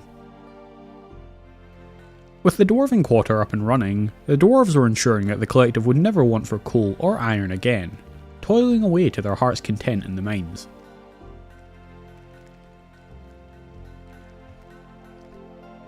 It seemed like only yesterday that the fields had been sown, but the town's first onions were soon ready to harvest. Quick as it seemed, that was just how it felt when the growing window was so short. It was more just a warning of the impending cold. Before long, the potatoes were joining in on the party, and the pantry was beginning to fill up once more. The agricultural crew were quite used to the short but incredibly intense bursts of action when it came to their work, and this year was no different. They began to charge through the fields like a swarm of locusts, extracting every piece of food they could find in almost no time at all.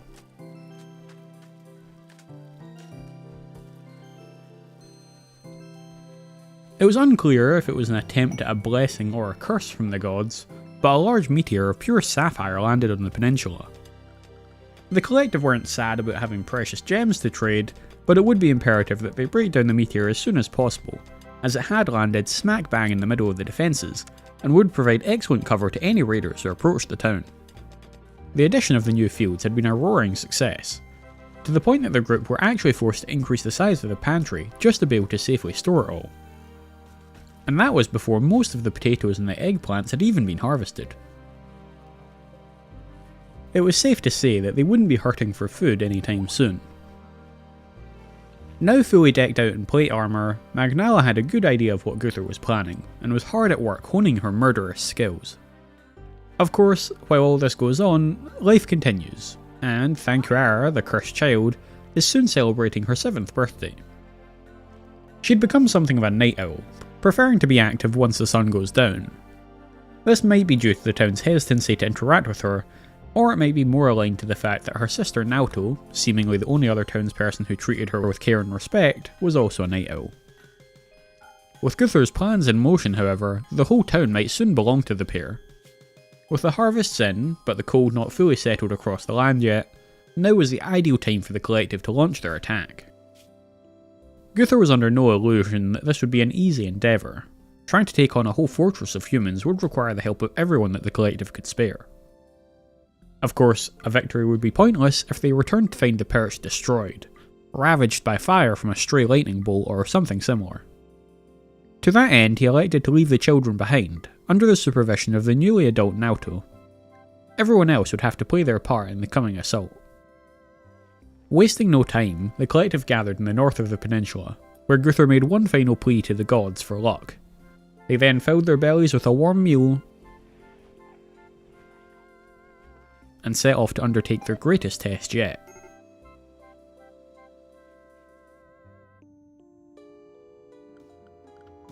Arriving at the human fortress a couple of days later, they began their assault.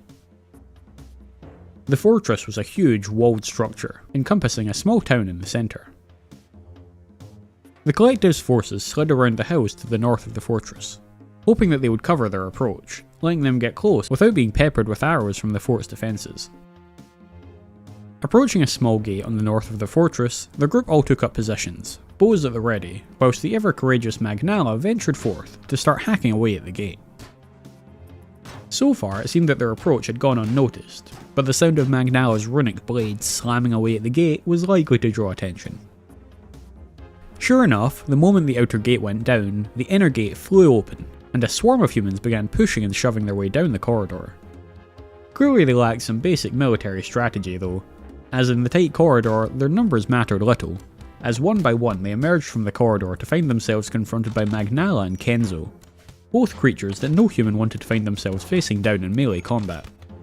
Unfortunately for the collective, Magnala was rapidly subjected to a number of lucky strikes from the defenders, and was soon writhing on the ground in pain.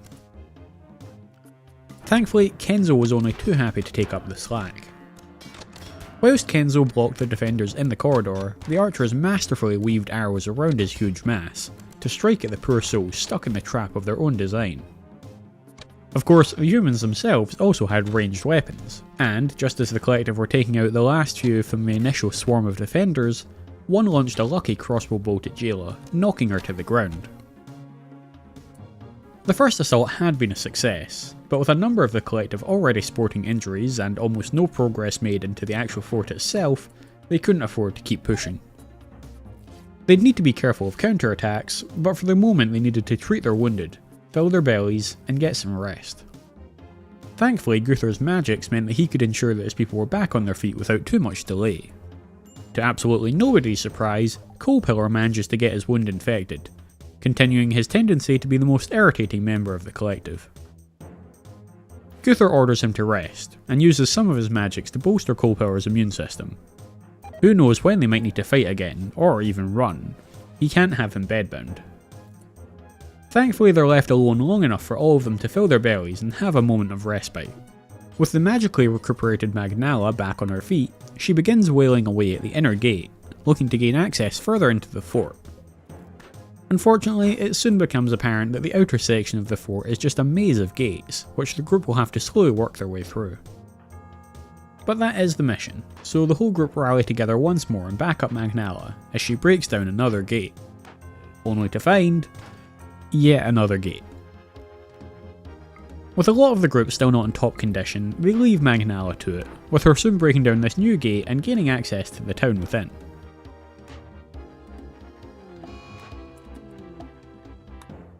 Not receiving the anticipated violent welcome, Magnala decided to pull back to give her wounds more time to heal, whilst Cast Valley, who'd grabbed her runic sword when she first went down, stormed into the fort and began breaking down walls and doors, determined to find the commander of the fort. Being similarly uninjured and a bit bored, Zalo soon joins Cast Valley in this endeavour.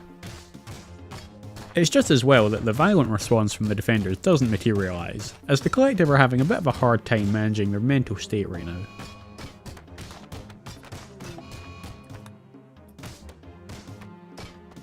Working their way through the fort's central building, door by door, Castvalley and Zalo soon come across the fort's commander, who must have been sleeping off quite the exciting night, as she doesn't even awaken at the sound of them tearing down the door. Eager to get the whole team here to see their moment of triumph, the group all filter into their room, before descending upon the fort's commander and ripping her to pieces.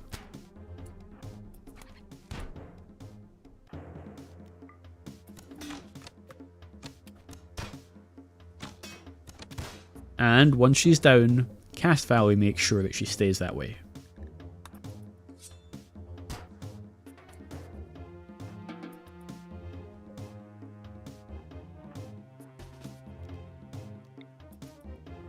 There are a few more humans roaming the fort, which the collective dispatch when they show themselves, but their mission here is almost done.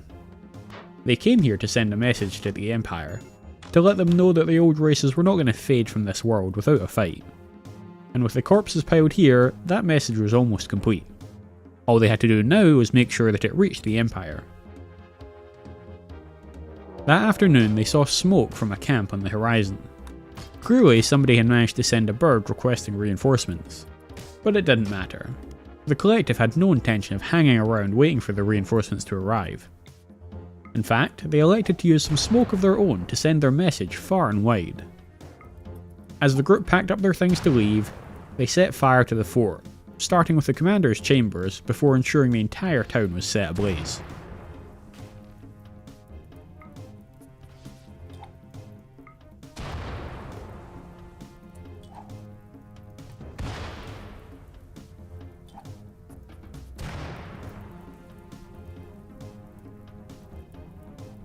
With that, the collective set off back to Ysera's perch, confident that their message had been received, and eager to continue their fight.